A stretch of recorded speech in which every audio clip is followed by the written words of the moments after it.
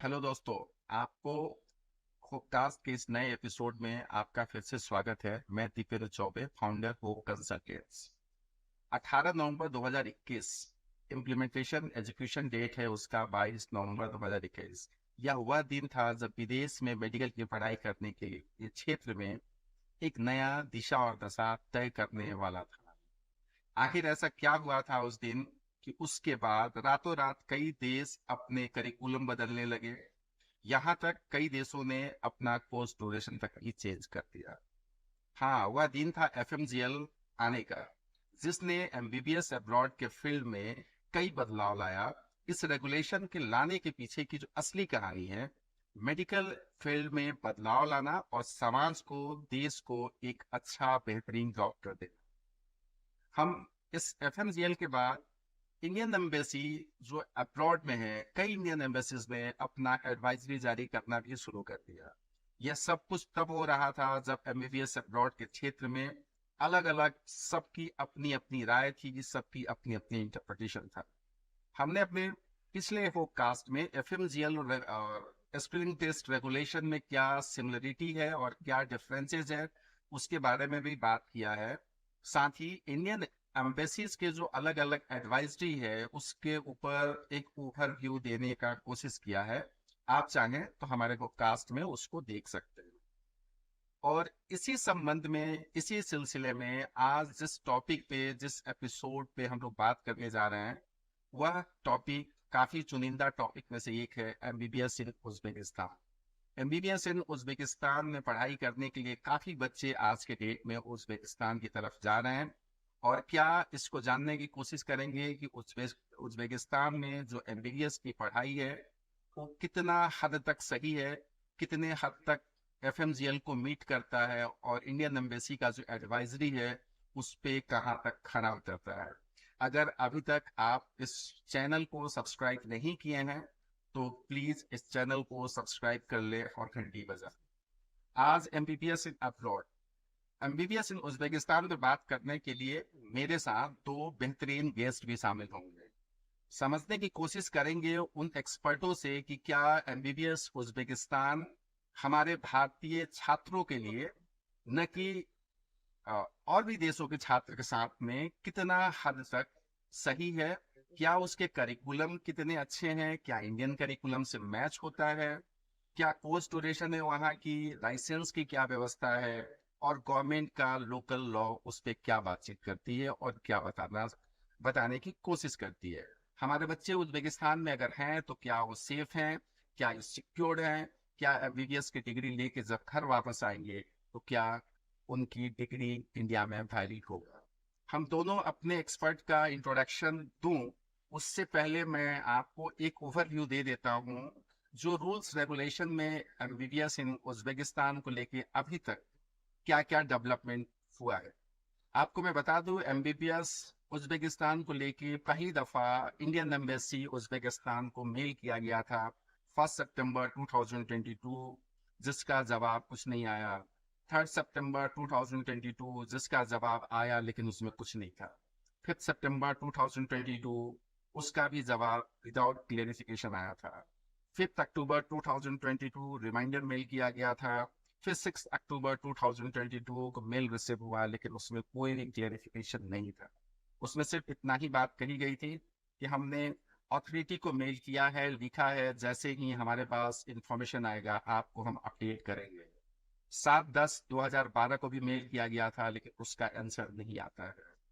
1/12/2022 को Indian embassy एक advisory निकालती है, जिस एडवाइजरी पे हम लोग आगे चल के बात करेंगे। उस एडवाइजरी में क्या क्या लिखा गया है और किन किन चीजों पे बात करनी जरूरी हो जाती है, और वह पॉइंट कहाँ कहाँ पे, किस किस जगह पे कंट्राडिक्ट करता है बच्चे के एजुकेशन से या कंसल्टेंट बताते हैं उस इंटरप्रिटेशन से, उसके बारे में हम लोग आगे बातचीत करेंगे। फिर उस एडवाइजरी के अगेंस्ट में 10/5/2023 को पीएमओ को चिट्ठी लिखी जाती है। वो सारे मेल को अटैच करते हुए उसका जवाब 6 महीने बाद भी नहीं आया। फिर 15 अप्रैल 2023 को एक आरटीआई फाइल किया गया जिसमें से 6 क्वेश्चंस थे। उसका भी जवाब without solution Indian embassy Uzbekistan देती है। फिर उसको 5 अगस्त 2023 को अपील किया जाता है और अपील को विद इन 24 आवर्स क्लोज कर दिया जाता है, लेकिन आंसर 0 रहता है। फिर मेल रिसेंट मेल 7 अगस्त 2023 को किया गया है, जिसका जवाब कुछ नहीं आया। फिर मेल किया गया है 24 अगस्त 2023 को, रिमाइंडर मेल है, उसका भी कोई जवाब नहीं आया।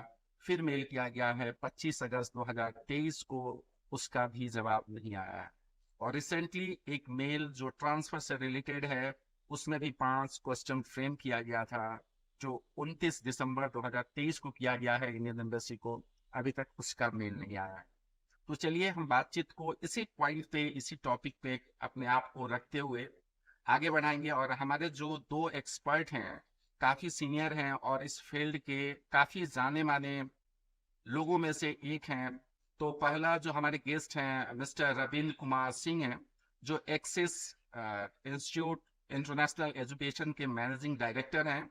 और आप उज्बेकिस्तान को बहुत बेहतर तरीके से जानते हैं। जब उज्बेकिस्तान में कोई कॉन्ट्रैक्टर नहीं था, उस समय अगर 2-4 लोग उज्बेकिस्तान को इंडिया में लाए थे, उसमें से एक आप ही हैं। दूसरे जो मेरे गेस्ट हैं वो मिस्टर रवि कौल साहब हैं। ये भी डायरेक्टर हैं एडमिशन एडवाइजर के, लेकिन साथ ही ये अभी एमबीबीएस अब्रॉड का एक्टिविज्म कर रहे हैं। एम्बेसीज मिनिस्ट्री सबको लिखते हैं, इंफॉर्मेशन इकट्ठा करने की कोशिश करते हैं। तो समय न ज्यादा गंवाते हुए अपने एक्सपर्ट के पास चलते हैं। Welcome to Hopecast sir.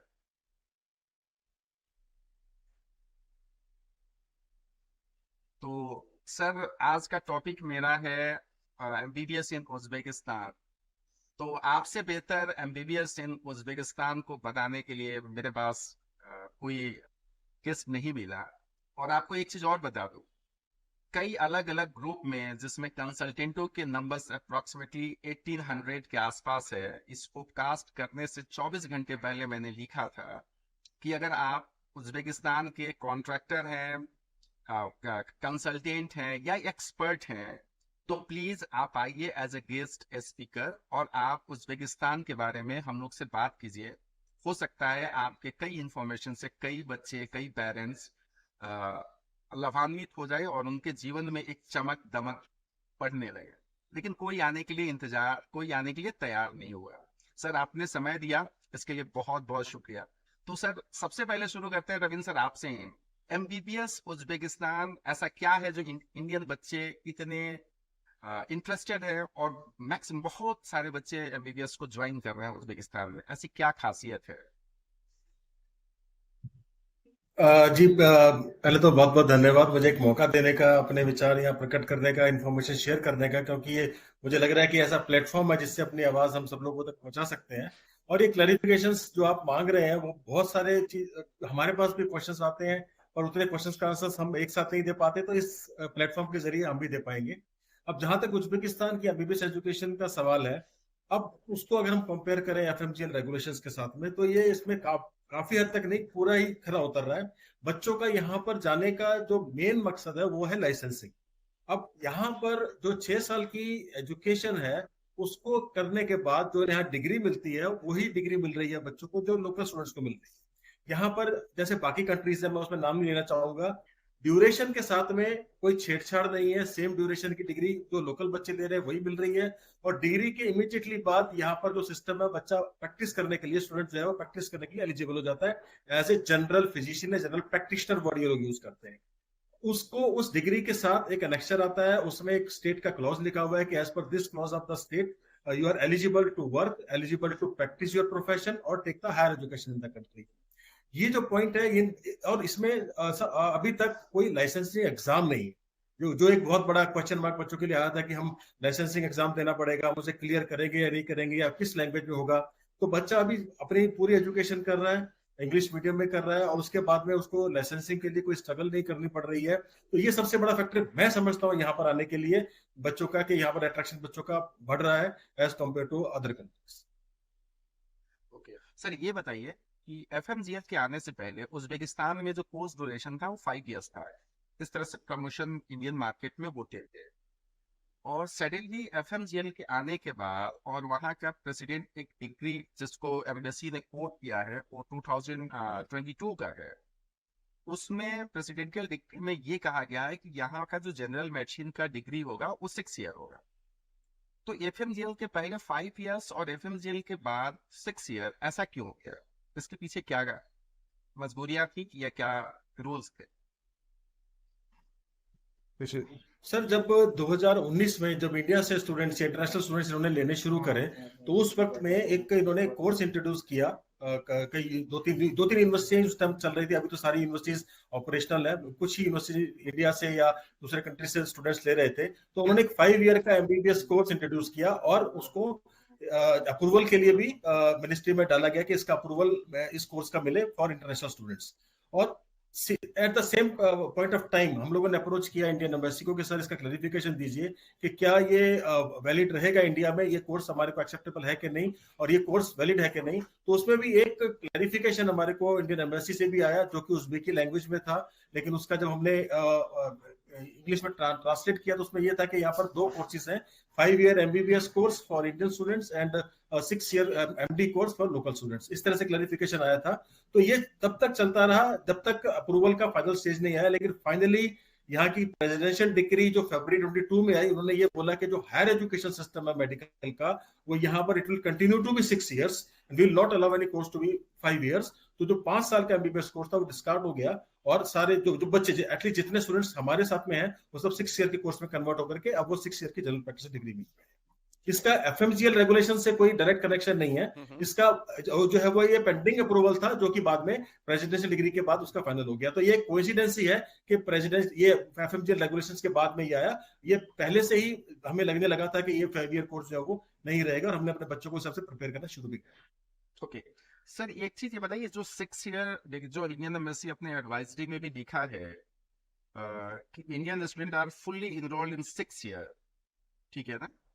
तो इसमें ये चीज कहीं पे क्लियर नहीं लिखा गया है कि 6 ईयर प्राइमरी मेडिकल एजुकेशन है या 5 इयर्स प्राइमरी मेडिकल एजुकेशन है, 1 ईयर इंटर्नशिप है। एक तो ये चीज, रवि सर आपके पास आ जाता हूँ और फिर आप पूछ लीजिएगा इस पे क्लियर। नहीं, यहाँ पे कुछ और शब्द ने एक वर्ड लिखा है, 6 ईयर थेरापेटिक वर्क, उसको थेरापेटिक वर्क बेसिकली जो जब हम इसके क्वालिफिकेशन में गए ना, तो ये था ट्रीटमेंट, जनरल ट्रीटमेंट, जो जनरल मेडिसिन या जनरल ट्रीटमेंट के नाम से जानते हो, ट्रीटमेंट वर्क है, उसकी जो 6 ईयर डिग्री है उसके लिए बोला गया सर इसके अंदर। इसके अलावा कोई अगर डिग्री आती है तो वो इसमें इंक्लूड नहीं होती है। तो जो हमारी जो डिग्री है जनरल प्रैक्टिशनर, वो जनरल ट्रीटमेंट के अंडर आ रही है, तो उसमें it is matching the requirements. तो उन्होंने यही बोला है कि जो स्टूडेंट थीरोपैथिक, जो जिसका डिक्शनरी मीनिंग है, ऑक्सफोर्ड डिक्शनरी मीनिंग हमने निकाला है वहां से चेक करके, वो that is treatment, like medical treatment. तो ये 6 ईयर मेडिकल ट्रीटमेंट डिग्री के हिसाब से वो लोग उसमें क्वालिफाई करना चाहते हैं। नहीं, तो इसका इंटर्नशिप का जो सर्टिफिकेट मिलेगा, क्योंकि ये इंटर्नशिप जैसे एमजीएल को पढ़ते हैं, तो प्राइमरी मेडिकल एजुकेशन की डिग्री अलग होती है और इंटर्नशिप का सर्टिफिकेट की जो सर्टिफिकेट मिलता है वो अलग होता है। जैसे एग्जाम्पल के तौर पे मैं बताऊं कि इंडिया में अगर 4.5 इयर्स का प्राइमरी मेडिकल एजुकेशन है और 1 ईयर इंटर्नशिप है, तो अगर 4.5 इयर्स कोई बच्चा इंडिया से पढ़ाई करता है एमबीबीएस का, तो उसको मतलब मार्कशीट मिलते हैं और उसको उस समय प्रोविजनल डिग्री भी मिल जाता है। लेकिन वो इंटर्नशिप जब करता है 1 ईयर का, तो एक सर्टिफिकेट भी मिलता है, एक मार्कशीट मिलता है, जिसमें ये लिखा रहता है कि इस बच्चे का इतने आवर्स, इतने वीक, इतने मंथ्स इस फलाना फलाना डिपार्टमेंट्स में ड्यूटी लगी, इसने अपना ड्यूटी किया इतने आवर्स के। तो क्या उज्बेकिस्तान में 6 ईयर ये प्राइमरी मेडिकल एजुकेशन डिग्री है, या 5 years primary medical education degree और 6 ईयर जो होगा, 1 ईयर जो होगा, उसमें आप अलग से मार्कशीट देंगे इंटर्नशिप का? सर, इसमें अलग से मार्कशीट नहीं है। ये 6 जो ये लोग बोलते हैं, यहाँ पर इसको टर्म किया जाता है 6 ईयर इंक्लूडिंग इंटर्नशिप। इंटर्नशिप की जो ड्यूरेशन है वो कंप्लीट है, 12 महीने से ज्यादा भी जाती है। इनकी डिग्री सिर्फ 1 पेपर डिग्री नहीं है, इनकी डिग्री के साथ में एनेक्सर्स आते हैं। उस एनेक्सर्स में कंप्लीट सब्जेक्ट, आवर्स और डिटेल्स मेंशन होती है, इंक्लूडिंग इनका इंटर्नशिप वर्क की। तो ये पूरा आता है। लेकिन ये 5+1, क्योंकि देखिए उज्बेकिस्तान गवर्नमेंट ने क्लियर कर दिया है कि हम अपनी टर्मिनोलॉजी में, हम अपनी ड्यूरेशन में, हम अपने बाकी एजुकेशन में किसी भी तरीके का फैब्रिकेशन इन्वॉल्व नहीं करेंगे, कोई कट पेस्ट या चेंजेस नहीं करेंगे। हम अपना 6 ईयर कोर्स रखेंगे। This is 6 year including internship और वो इंटर्नशिप की ड्यूरेशन अगर हम कैलकुलेट करते हैं तो 12 महीने से कहीं ज्यादा चली जाती है। वैसे भी वो जैसे बाकी कंट्री इस टाइम कोई 4.5+1 कर रहा है, 5+1 कर रहा है, they are not saying 5+1, it is 6 year including internship. वो डिटेल सारे सब्जेक्ट्स की और इंटर्नशिप ड्यूरेशन की उनकी उस सेमेस्टर के अंदर मेंशन है। तो नहीं रविंद्र सर, ये एक थोड़ा समझाने की कोशिश कीजिए कि जो 6 ईयर, जो लास्ट ईयर होगा, 6th ईयर जो बच्चों का होगा, उसमें क्या बच्चों का जो सब्जेक्ट पढ़ाया जाएगा उसका एग्जामिनेशन होंगे, उसके मार्कशीट मिलेंगे, या फिर वो जो 6th ईयर होगा उसमें से बच्चों का ड्यूटी रहेगा कि आप हॉस्पिटल या कम्युनिटी वेस्ट हॉस्पिटल उसमें जाइए, उसमें काम कीजिए, उसके आवर्स को काउंट करें? तो ये सवाल इसलिए मैं पूछ रहा हूँ कि अगर एनएमसी का फ्रिक्वेंटली आस्क क्वेश्चन को पढ़ा जाए तो उसमें क्लियर कट लिखा है कि हम उस इंटर्नशिप को एक्सेप्ट नहीं करेंगे जो प्राइमरी मेडिकल एजुकेशन के साथ चल रहा है। मुझे इंटर्नशिप की सर्टिफिकेट अलग चाहिए और प्राइमरी मेडिकल एजुकेशन की सर्टिफिकेट अलग चाहिए, तभी हम जाके मानेंगे इंटर्नशिप और प्राइमरी मेडिकल एजुकेशन।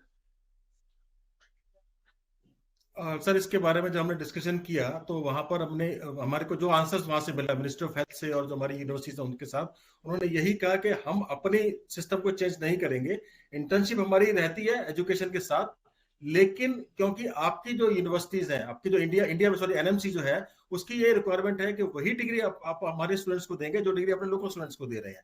और उनकी जो लोकल स्टूडेंट्स को डिग्री मिल रही है वही जनरल प्रैक्टिशनर की डिग्री मिल रही है, जिसमें प्राइमरी एजुकेशन के साथ ही मतलब 6 ईयर की ड्यूरेशन के अंदर ही इंटर्नशिप इंक्लूड है।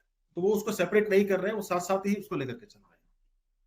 तो सर कभी ये एनएमसी से क्लियरिफिकेशन लेने की कोशिश की है क्या कि मिनिस्ट्री ऑफ हेल्थ का मेरे पास ये रूल्स रेगुलेशन है, मिनिस्ट्री ऑफ हेल्थ उज्बेकिस्तान ने ये क्लियरिफाई किया है कि अपने कोर्स ड्यूरेशन के साथ जो उनके डोमेस्टिक बच्चे पढ़ते हैं उसके साथ छेड़छाड़ नहीं करेगा?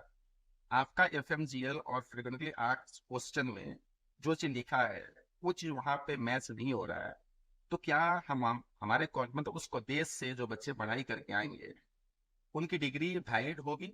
क्योंकि इंडियन एम्बेसी भी 6 ईयर लिख के दिया है, मिनिस्ट्री ऑफ हेल्थ ने भी 6 ईयर बोल रहा है। अब एनएमसी का क्या क्लियरिफिकेशन था? कभी पूछा आपने या कभी मेल किया उनको? सर एनएमसी का जो मैटर है वो, जैसे हम लोग ताशकंद मेडिकल एकेडमी में काम कर रहे हैं, Tashkent medical academy is directly in touch with national medical commission for this.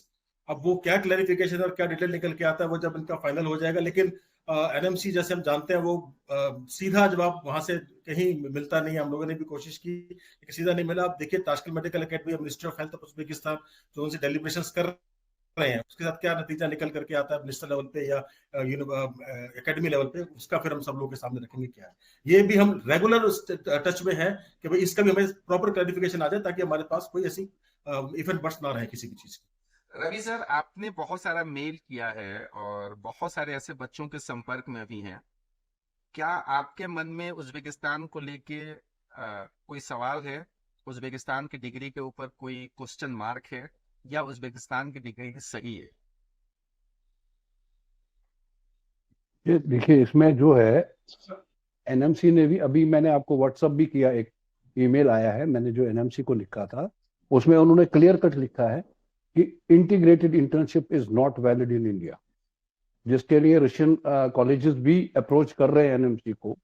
But ये मेरे को उन्होंने ये बताया कि हम ये कर नहीं सकते हैं, क्योंकि अगर एक कंट्री के लिए हाँ किया तो सबके लिए हाँ हो गया, तो तब तो फिर एनएमसी एक्ट ही खत्म हो, जो एफएमजीएल का वैल्यू ही नहीं रहेगा। ये तो कंपलसरी है इंटर्नशिप 12 महीने आफ्टर। रविंद्र सिंह जी ने बहुत सही कहा कि 5 ईयर कोर्स उज्बेकिस्तान नहीं मान रहा है, 6 ईयर कोर्स है, इंटीग्रेटेड इंटर्नशिप इसमें है, that is basically called as practical training. ठीक है, उसके अलावा इन्होंने ये भी कहा कि हम ताशकंद मेडिकल यूनिवर्सिटी लगी है एनएमसी के संपर्क में, वहां से क्या जवाब आएगा तो वो भी देखना है, लेकिन एज ऑफ नाउ कोई क्लियरिटी नहीं है, नंबर 1। नंबर 2, सबसे ज्यादा एक इनको रविंद्र सिंह जी को शायद मैंने सजेस्ट किया था, बहुतों को किया मैंने, एक एनएमसी एक्ट में एक प्रोविजन है कि वहां की कॉलेज नहीं, party can approach NMC for approval of that degree of that country. पूरे कंट्री का वो फिर उससे हो जाएगा। ये मैंने बहुत कॉन्ट्रैक्टर्स को बोला इसको करो, ये एक्ट में है, एनएमसी एक्ट में है, सेक्शन 36 और 56 में अभी बताता हूँ, उसमें ये प्रोविजन है। एक अभी फिर गैजेट भी आया, उसमें भी ये प्रोविजन है कि local licensing authority Indian NMC को अप्रोच करेगी फॉर ये registration of approval of that degree. वो करना जरूरी है। और सबसे बड़ी चीज है कि एनएमसी क्या कह रही है, इंडियन एम्बेसी क्या कह रही है, that is secondary question. First thing is, हर एक कंट्री में हेल्थ एजुकेशन का, हेल्थ सिस्टम का एक लॉ होता है, कानून होता है। आज तक उज्बेकिस्तान का वो कानून ना मिनिस्ट्री दे पा रही है, ना कॉलेज दे पा रहा है, ना इंडियन एम्बेसी। आपके पास चौबे जी जवाब जितने भी हैं, सब में वो कह रहे हैं एडवाइजरी पढ़िए, एडवाइजरी पढ़िए। मैं एक चीज बताता हूं, इंडियन एम्बेसी ने किसी भी चिट्ठी का आज तक जवाब नहीं दिया। लेटेस्ट जो गई है डिप्टी जॉइंट सेक्रेटरी इसको एमईए को के थ्रू, क्योंकि उन्होंने वो अपील वो कर दी थी डिस्चार्ज। क्वेश्चन ये है, मैंने कईयों को बोला, आप चौबे जी आपकी क्या क्वालिफिकेशन है, can I ask this question? Sir मेरा लॉ में एलएलएम है। सर आपको मैं, I can, you can give me a stamp paper, I don't know, अगर शायद गलत होगा आप मुझे करेक्ट करेंगे। As a law graduate still I am giving you writing on a stamp paper of any amount that you have right, mister Deependra Chaubey, you have right to practice medicine in India, USA, UK। मैं लिख के sign करने को तैयार हूं। Is it wrong? No. बताइए, जो इस एडवाइजरी में आया है, जिसको पकड़ के बच्चे जा रहे हैं कि सर वहां पे राइट टू प्रैक्टिस है, what do you say? Is right to practice equivalent to licence to practice? Sir कुछ बोलना चाह रहे थे? जी हाँ, बोलिए बोलिए बोलिए।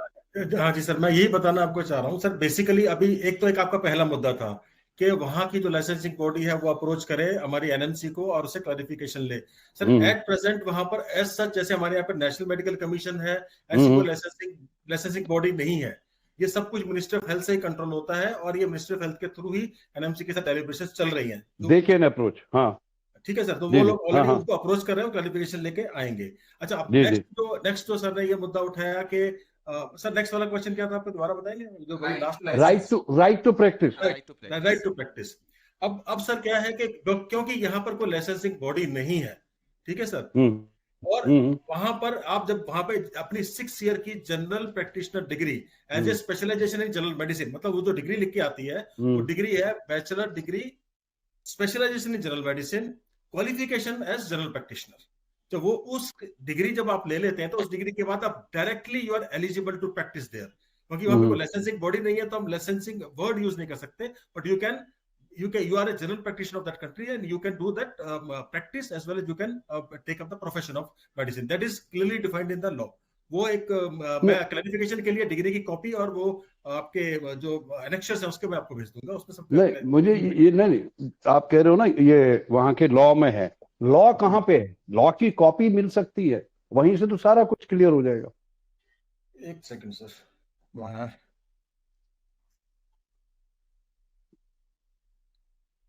एक्चुअली जहां तक मैं, ये 2 वर्ड है एफएमसीएल में है,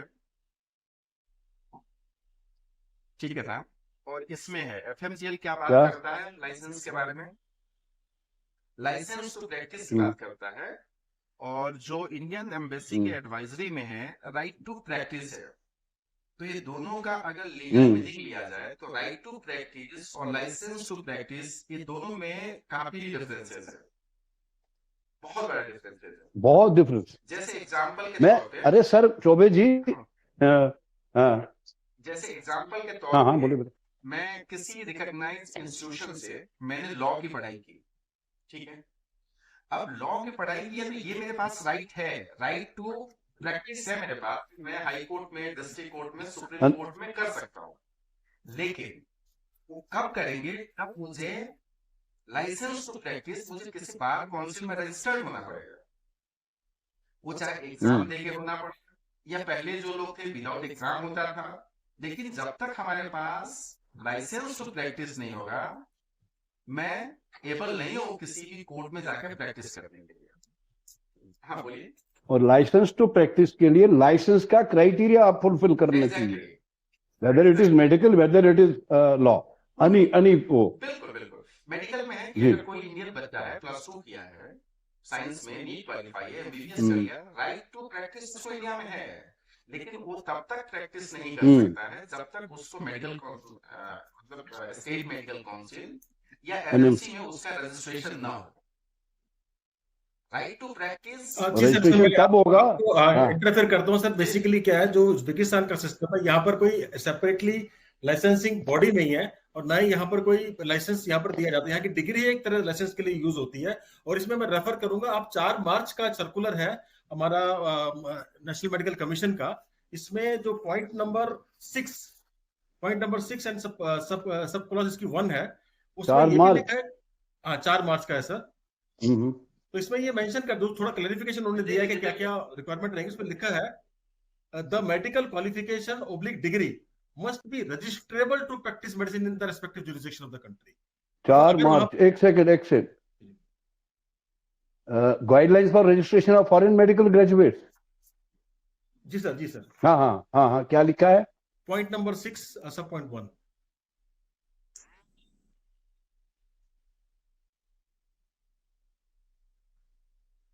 अरे फोन आ गया था। ठीक है। हम्म उसमें इसमें एक इसमें सेकंड। सर जो उसमें रजिस्ट्रेबल चौबे साहब का जो पॉइंट है, रजिस्ट्रेबल की बात कही गई है, ठीक है ना? ठीक है। हम्म चौबे साहब का पॉइंट है, हम्म। जब जब कोई रजिस्ट्रेशन बॉडी नहीं है तो एटलीस्ट एक रजिस्ट्रेबल डिग्री है, एक रजिस्ट्रेबल डॉक्यूमेंट हमारे पास में है। अब अगर बॉडी होती तो उसको रजिस्टर कराते, लेकिन तो अब बॉडी क्या नहीं है मतलब तो मिनिस्ट्री ऑफ हेल्थ इसी उज्बेकिस्तान में जो पेपर। डॉक्टर्स है उनकी रजिस्ट्रेशन कहीं नहीं होती है? मतलब उज्बेकिस्तान में कोई नहीं ऐसा सर, ऑथोरिटी उनका नहीं उनकी है? डिग्री ही उनका लाइसेंस। मतलब डिग्री को ही मतलब लाइसेंस मान लिया गया है? जी जी। तो ये क्या इसको यू कहीं टेक अ डिग्री नहीं ऑफ नहीं, 6 देखिए जनरल प्रैक्टिशनर। ये Uzbekistan, I had talk to NMC. वो कहने लगे ये सारी countries are a part of USSR, erstwhile USSR. सभी में जब लाइसेंसिंग बॉडी है तो ये एक बीच में से कैसे निकल आई जिसके पास बॉडी नहीं है? हर एक में सब जगह सेम सिस्टम है। अभी तक जो 2000 मई में गया था मैं, और शायद आजकल में फिर अपॉइंटमेंट आने वाली है, चेयरमैन ने बोला, यूजी बोर्ड से मिली, आज ही सुबह मेल आया। तो क्वेश्चन उनका ये है कि अगर सभी कंट्रीज में सेम पैटर्न है, आज तक जो 2022 तक बच्चे आए उनकी डिग्री आई, उसमें इंटर्नशिप का जिक्र कहीं नहीं था। अब अचानक आप लोगों ने मैनिपुलेट शब्द उन्होंने बोला, मॉडिफाई ना करके आप लोग मैनिपुलेट क्यों कर रहे हो, इंक्लूडिंग इंटर्नशिप उसको लिख रहे हो। ये लास्ट मई में मेरी बात हुई थी वहां पे, और ये चीज मैंने बोला था कंसल्ट कॉन्ट्रैक्टर बरादरी को भी कि भैया मैनिपुलेट ना करके मॉडिफाई करिए कोर्स को, ताकि एमसीआई गेजेट को सेटिस्फाई कर सके। ये चीज सभी कंट्रीज में आई। अब यहाँ पे ये लाइसेंसिंग का सिर्फ सर मुद्दा है, सर और इसमें कुछ मैं नहीं। वही बताता हूँ। अभी जो हाँ हम जहां पे हाँ जैसे ही बात आती है कि मैनिपुलेट ना करके मॉडिफाई करें, सर हाँ अगर हाँ। हम मॉडिफाई करेंगे तो अगेन आपको जो उसका ओरिजिनल कुरिकुलम उसका छेड़छाड़ है। उज्बेकिस्तान शांति से अपने बच्चों को पढ़ा रहा है, डॉक्टर बना रहा है। वहां पर अगर इंडियन बच्चा जाए, उसको कोई जरूरत नहीं है कि अपने उसमें कोर्स में छेड़छाड़ करके इंडियन स्टूडेंट को पढ़ाए। हम्म, और सबसे इंपॉर्टेंट चीज ये है कि इसी इसी पॉइंट में लास्ट में लिखा हुआ है सर कि medical degree awarded is at par with the licence to practise medicine given to the citizen of that country. हमको वो डिग्री देनी है जो कि उस लोकल बच्चे को दे रहे हैं। तो मॉडिफाई वाली जो डिग्री है वो कैसे लोकल बच्चे वाली डिग्री बन जाएगी? वो तो डिफरेंट हो जाएगी डिग्री। अब बहुत सारे केसेस में मैं कंट्री से कहाँ? जो बोल के रविंद्र सर, इसमें नहीं, आप जो कह रहे हैं बात सही है कि वो जो अपने लोकल बच्चों को डिग्री दे रहे हैं वही डिग्री हमारे बच्चों को दे रहे हैं। फिर इंडियन एम्बेसी जब ये सारी सवाल पूछी गई थी, ये डिग्री, कोर्स ड्यूरेशन, इंटर्नशिप के बारे में, तो उनका जो आखिरी जो मेल था, जवाब एक ही तो जवाब दिया उन्होंने, और आखिरी जवाब वो था मेरे ख्याल से 7 अक्टूबर 7 या 8 क्वेश्चन में से एक का जवाब। हाँ एक का 8 सितंबर, एक का 7 सितंबर, उसमें ने लिखा है उन्होंने, the embassy of India has approached concern ministry of Uzbekistan for clarification of all the queries you convey to us. Once the reply is receipt, the same would be transmitted. उसके बाद से इंडियन एम्बेसी, जब ये rule था वहां पे या फिर है, तो इंडियन एम्बेसी ने जो कंसर्न मिनिस्ट्री को लिखा है या पूछा है, तो झिझक रही है, क्यों नहीं दे पा रही है कि हमारे यहाँ वही डिग्री दिए जा रहे हैं इंडियन बच्चों को जो हम अपने बच्चों को दे रहे हैं। हमारे यहाँ का जो डिग्री है वही डिग्री रजिस्ट्रेबल या रजिस्टर्ड या लाइसेंस मान लिया जाता है और पूरी वर्ल्ड इसको मानती है? यही सवाल इंटर्नशिप के बारे में भी पूछा गया है। तो 6 ईयर लिखा गया है, लेकिन उन लोगों ने यही चीज लिख के दिया कि मैंने इस चीज को, ये जो 6 पॉइंट है, रजिस्ट्रेशन, लाइसेंस, आपके कंट्री में प्रैक्टिस कर सकता है कि नहीं कर सकता है बच्चा, पोस्ट ड्यूरेशन 6 ईयर में इंटर्नशिप है या नहीं है, वही इंडियन एम्बेसी 6 महीने पहले एडवाइजरी जारी करके वो सारी चीज लिख देती है। और वही इंडियन एम्बेसी अक्टूबर 2022 आते आते वो ये बोलना शुरू कर दे रही है कि नहीं भाई, हमारे पास ऐसा जवाब कुछ नहीं है, मैंने कंसर्न मिनिस्ट्री को अप्रोच किया है, जब रिजल्ट आ जाएगा, जब जवाब आ जाएगा, वो सेम जवाब आपको रेफर कर दिया जाएगा। इस आइए काउंसलर सेक्शन से आया है, काउंसलर सेक्शन का ईमेल है। इस मेल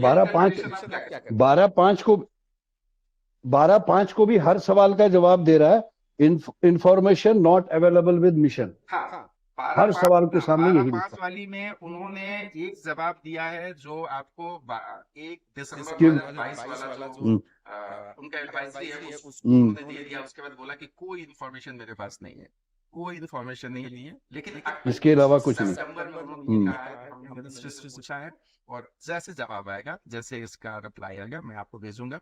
वो सितंबर 22 था, आज जनवरी 24। तो ये जो कंट्राडिक्शन है एम्बेसी का रिप्लाई में, एमसीआई के रिप्लाई में, एनएमसी एफएमजीएल के जो रूल्स रेगुलेशन है, या फिर उसका एफएक्यू है, या फिर उसका टाइम टू टाइम पे जो क्लेरिफिकेशन निकला है, अपने ही क्लेरिफिकेशन पे एनएमसी ने कई बार हटाया है, कई बार चेंज किया, दूसरा क्लेरिफिकेशन निकाला है। ये कंफ्यूजन, अगर आंसर है मिनिस्ट्री के पास, 2021 का एफएमजीएल है, आज 2024 हो गया, किसी भी कंट्री में, क्योंकि हम लोग उज्बेकिस्तान पे बात कर रहे हैं तो उज्बेकिस्तान पे ही कंसंट्रेट होकर बात करेंगे। तो उज्बेकिस्तान के मिनिस्ट्री या फिर आप लोग जैसे वहां पे जो सारे चीज देख रहे हैं, क्या अप्रोच करके इंडियन एम्बेसी को क्लियर कट वो रूल्स रेगुलेशन के तहत क्यों नहीं सारे एडवाइजरी निकालने की कोशिश हुई? ये पिछले 2.5 साल हो गए। सर देखिए, जो इंडियन एम्बेसी जो है वो जो मुझे जहां तक मेरी जानकारी है, वो डायरेक्ट प्रोटोकॉल में सीधा मिनिस्टर ऑफ हेल्थ से क्वेश्चन नहीं कर सकती है। वो मिनिस्ट्री ऑफ फॉरेन अफेयर्स को लिखते हैं और मिनिस्टर फॉरेन अफेयर्स जो मिनिस्टर ऑफ हेल्थ को लिखता है। एक तो एक लंबा ब्यूरोक्रेटिक प्रोसीजर है जिसमें थोड़ा इश्यूज बनेगा। अब मिनिस्टर ऑफ हेल्थ उसका रिप्लाई, क्या क्वेश्चन जा रहे हैं और क्या उसका रिप्लाई क्यों नहीं आ रहा सर उसमें, तो ये तो उनके बीच का मुद्दा है। जहां तक हमारी एफर्ट्स का सवाल है, मैं आपको 1 मिनट एक क्वेश्चन पढ़ देता हूँ, और उसमें क्या होगा कि बहुत सारे से क्लियर हो जाएंगे। जो क्वेश्चन आपको भेजा गया है, तब तक आप बोलिए कि मिनिस्ट्री लंबा प्रोसेस है, सब कुछ है, बात सही है। हाँ मतलब ये हाँ, तो उसमें क्या है कि वो जो ब्यूरोक्रेटिक प्रोसेस है उसको ये लोग फॉलो करते हैं, क्योंकि वो सीधा मिनिस्टर ऑफ हेल्थ को नहीं लिख सकते। क्योंकि हमने भी एम्बेसी को, एम्बेसी से हमारी सीधी बातचीत है, तो उनको बोलते हैं, तो उनको बोला कि हम we can not approach minister of health directly, we can approach only them through minister of foreign affairs. अब जहां तक हमारी एफर्ट्स का सवाल है, हाँ हम लोग मिनिस्ट्री में भी अप्रोच करते हैं। हम लोग अब जो है अपनी जो हमारी यूनिवर्सिटीज हैं इनके थ्रू भी हम लोगों ने ये क्लैरिफिकेशंस वहां पे लिया, तो उन्होंने यही बताया कि भाई हमारे यहाँ पर कोई एक्स्ट्रा लाइसेंसिंग बॉडी नहीं है। जो डिग्री हम लोग ले रहे हैं वो डिग्री लेकर के हम लोग प्रैक्टिस कर रहे हैं। इवन सर हमारे जितने भी यूनिवर्सिटीज के रेक्टर से हमने बात की तो बोलेंगे देखो मेरे पास भी सेम डिग्री है, बैचलर जनरल प्रैक्टिशनर। उसके बाद में मैंने यूएस जाकर के वहां से पीजी करा, किसी ने जापान से पीजी करा, किसी ने कोरिया से पीजी करा। We are, it is acceptable world wide and we are practising doctors. अब वहां पर सिस्टम ही है कि सर वहां पे अलग से कहीं लाइसेंस वाली बॉडी कोई नहीं है, बस वो डिग्री ही लेकर के आप अपना आगे फर्दर एजुकेशन में जा सकते हैं, एम्प्लॉयमेंट में जा सकते हैं, या अपनी प्रैक्टिस कर सकते हैं। देखिए, जो मेल उनसे पूछा गया था, एक उनसे पूछा गया एडवाइजरी को कोट करते हुए, पहला उनका, advisory of Indian student desirous to pursuing medicine course in the public, उनका गजट का ये पूरा हाइपर लिंक है, वेबसाइट और दिस जो डेट है। In the according with the degree of the President of Republic of Uzbekistan number PF 78 dated Feb 24 2022, the duration of education field of general medicine is set at 6 years। ठीक है, जिसका हम बातचीत कर चुके हैं। Advisory further reads, therefore Indian students are fully enrolled in 6 year, ठीक है, therapeutic work program। The 6-year program made all the requirements established by the National Medical Commission of India। Duration of training and periods allotted for practice। इसमें उन्होंने advisory में जो लिखा है उस चीज को यहाँ पे कोट करते हुए सवाल पूछा गया। पहला सवाल, does it mean that the 6-year program include the degree as well as internship as is required by the National Medical Commission of India? उसी के जवाब में उन्होंने लिखा है कि हमारे पास, मैंने मिनिस्ट्री को रेफर किया है और उसका जवाब आना बाकी है। फिर दूसरा क्वेश्चन था, does it mean that graduate will have the right to practise medicine he और she is automatically allowed as a licensed medical practitioner in the territory of Republic of Uzbekistan as is required by the National Medical Commission of India? इसका भी जवाब उन्होंने लिखा कि मैंने ministry से पूछा है, अभी तक नहीं आया है। और तकरीबन ये आपको 22 का है, सितंबर 22 का है, और अभी तक इसका जवाब इंडियन एम्बेसी, एक फिर अगर इंडियन एम्बेसी ये जवाब देने में असक्षम ही कहूंगा, तो फिर उसने 1/12/2022 को एडवाइजरी कैसे निकाल दिया, किससे पूछ के निकाला? उसी एडवाइजरी पे अगर काउंटर सवाल पूछा जा रहा है तो एम्बेसी कह रहा है कि मैं कंसर्न मिनिस्ट्री से पूछ रहा हूँ, और कंसर्न मिनिस्ट्री पिछले 1 साल से जवाब नहीं दे पा रही है। 2 साल 1.5 साल। तो सर वो जो एडवाइजरी अगर हम ध्यान से, हाँ मैं बताता हूँ सर, वो जो एडवाइजरी अगर हम उसको ध्यान से स्टडी करें, वो एडवाइजरी जो है वो 2 मेन पॉइंट्स के ऊपर जो है, या मेन के 3 मेन पॉइंट्स के ऊपर इंसिस्ट कर रही है, बाकी सारी चीजें वो नहीं उसमें मेंशन कर रहे हैं। पहली बात ये कि 5 ईयर का जो एमबीबीएस प्रोग्राम है, that is not valid, that is not prevalent in Uzbekistan, वो नहीं माना जाएगा। दूसरा ये उन्होंने बोला कि वहां पर जो हायर एजुकेशन मेडिसिन है, जो जनरल ट्रीटमेंट का जो प्रोग्राम है, वो 6 ईयर का ही माना जाएगा। और तीसरा ये कि वो डिग्री लेने के बाद में वो स्टूडेंट जो है वहां पर प्रैक्टिस कर सकता है।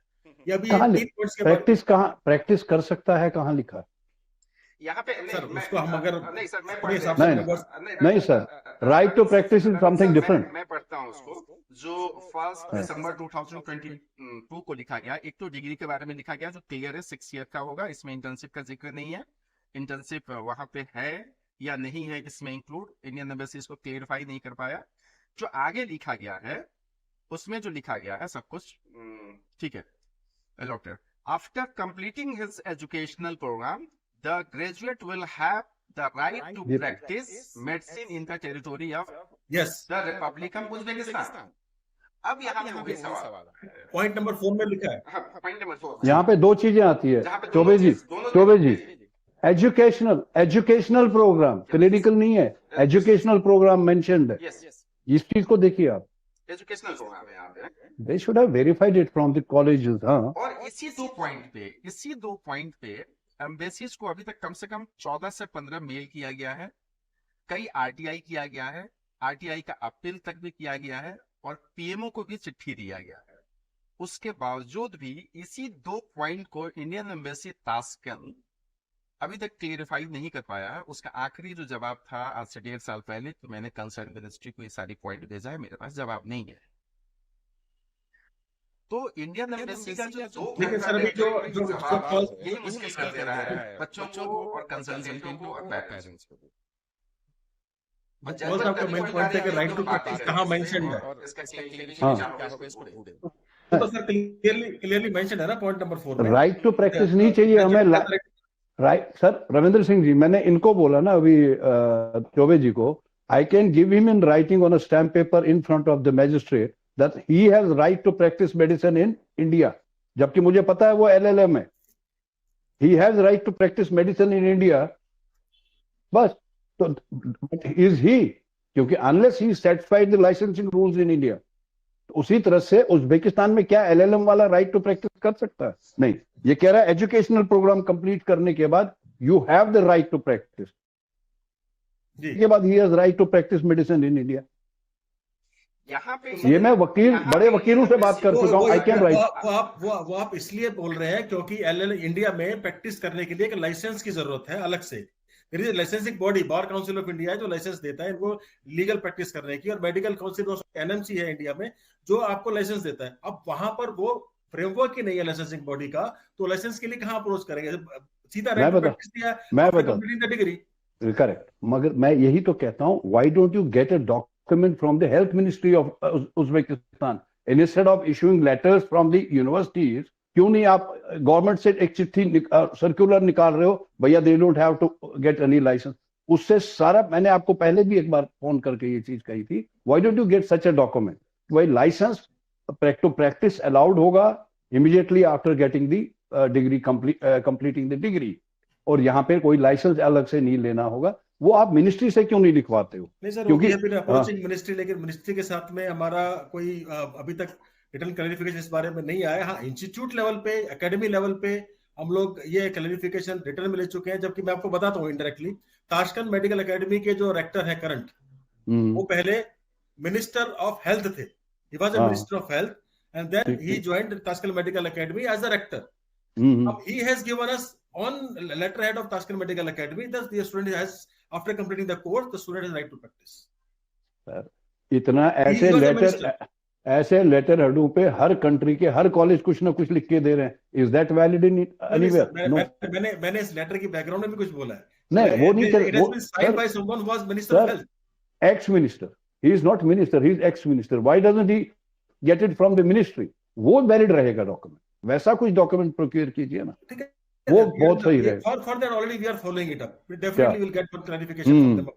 वो लेके आएंगे। तो अच्छा, कागज का वहां पे उज्बेकिस्तान में मेडिकल को रेगुलेट करने के लिए कोई बॉडी नहीं है, लेकिन मिनिस्ट्री का कुछ ना कुछ 5-10 लाइन का कोई ना कोई लॉ तो होगा वहां पे कि एक मेडिकल कॉलेज को कैसे एस्टेब्लिश करनी है, एक मेडिकल कॉलेज में फैकल्टी का रिक्वायरमेंट, मतलब फुल उसकी एडवर्टाइजमेंट करेंगे, उसको कैसे रिक्रूट करेंगे, हम इन बच्चों को, जो वहाँ के बच्चे आते हैं उनके लिए डायरेक्ट एडमिशन होगा या इनडायरेक्ट, मतलब विदाउट एंट्रेंस हो जाएगा या एंट्रेंस के साथ होगा। फॉरेन नेशनल तो डायरेक्ट जाते हैं। तो ये सबका भी एक तो रूल होगा। तो क्या ऐसा भी रूल नहीं है जो उनके रशियन में हो, उज्बेक में हो, उसको ट्रांसलेट आप लोग करवा सकते हो वहाँ पे, ट्रांसलेट करने वाले एजेंसीज तो होते हैं गवर्नमेंट। तो ऐसी चीज अभी तक क्यों नहीं निकाला गया, जिससे जो इंडियन एम्बेसी ये जो प्रॉब्लम क्रिएट कर रही है, एक जगह कुछ और लिख रहा है, दूसरी जगह कुछ मांगने, उसी के क्लियरिफिकेशन मांगने पर कुछ और लिख दे रहा है, जवाब नहीं दे पा रहा है।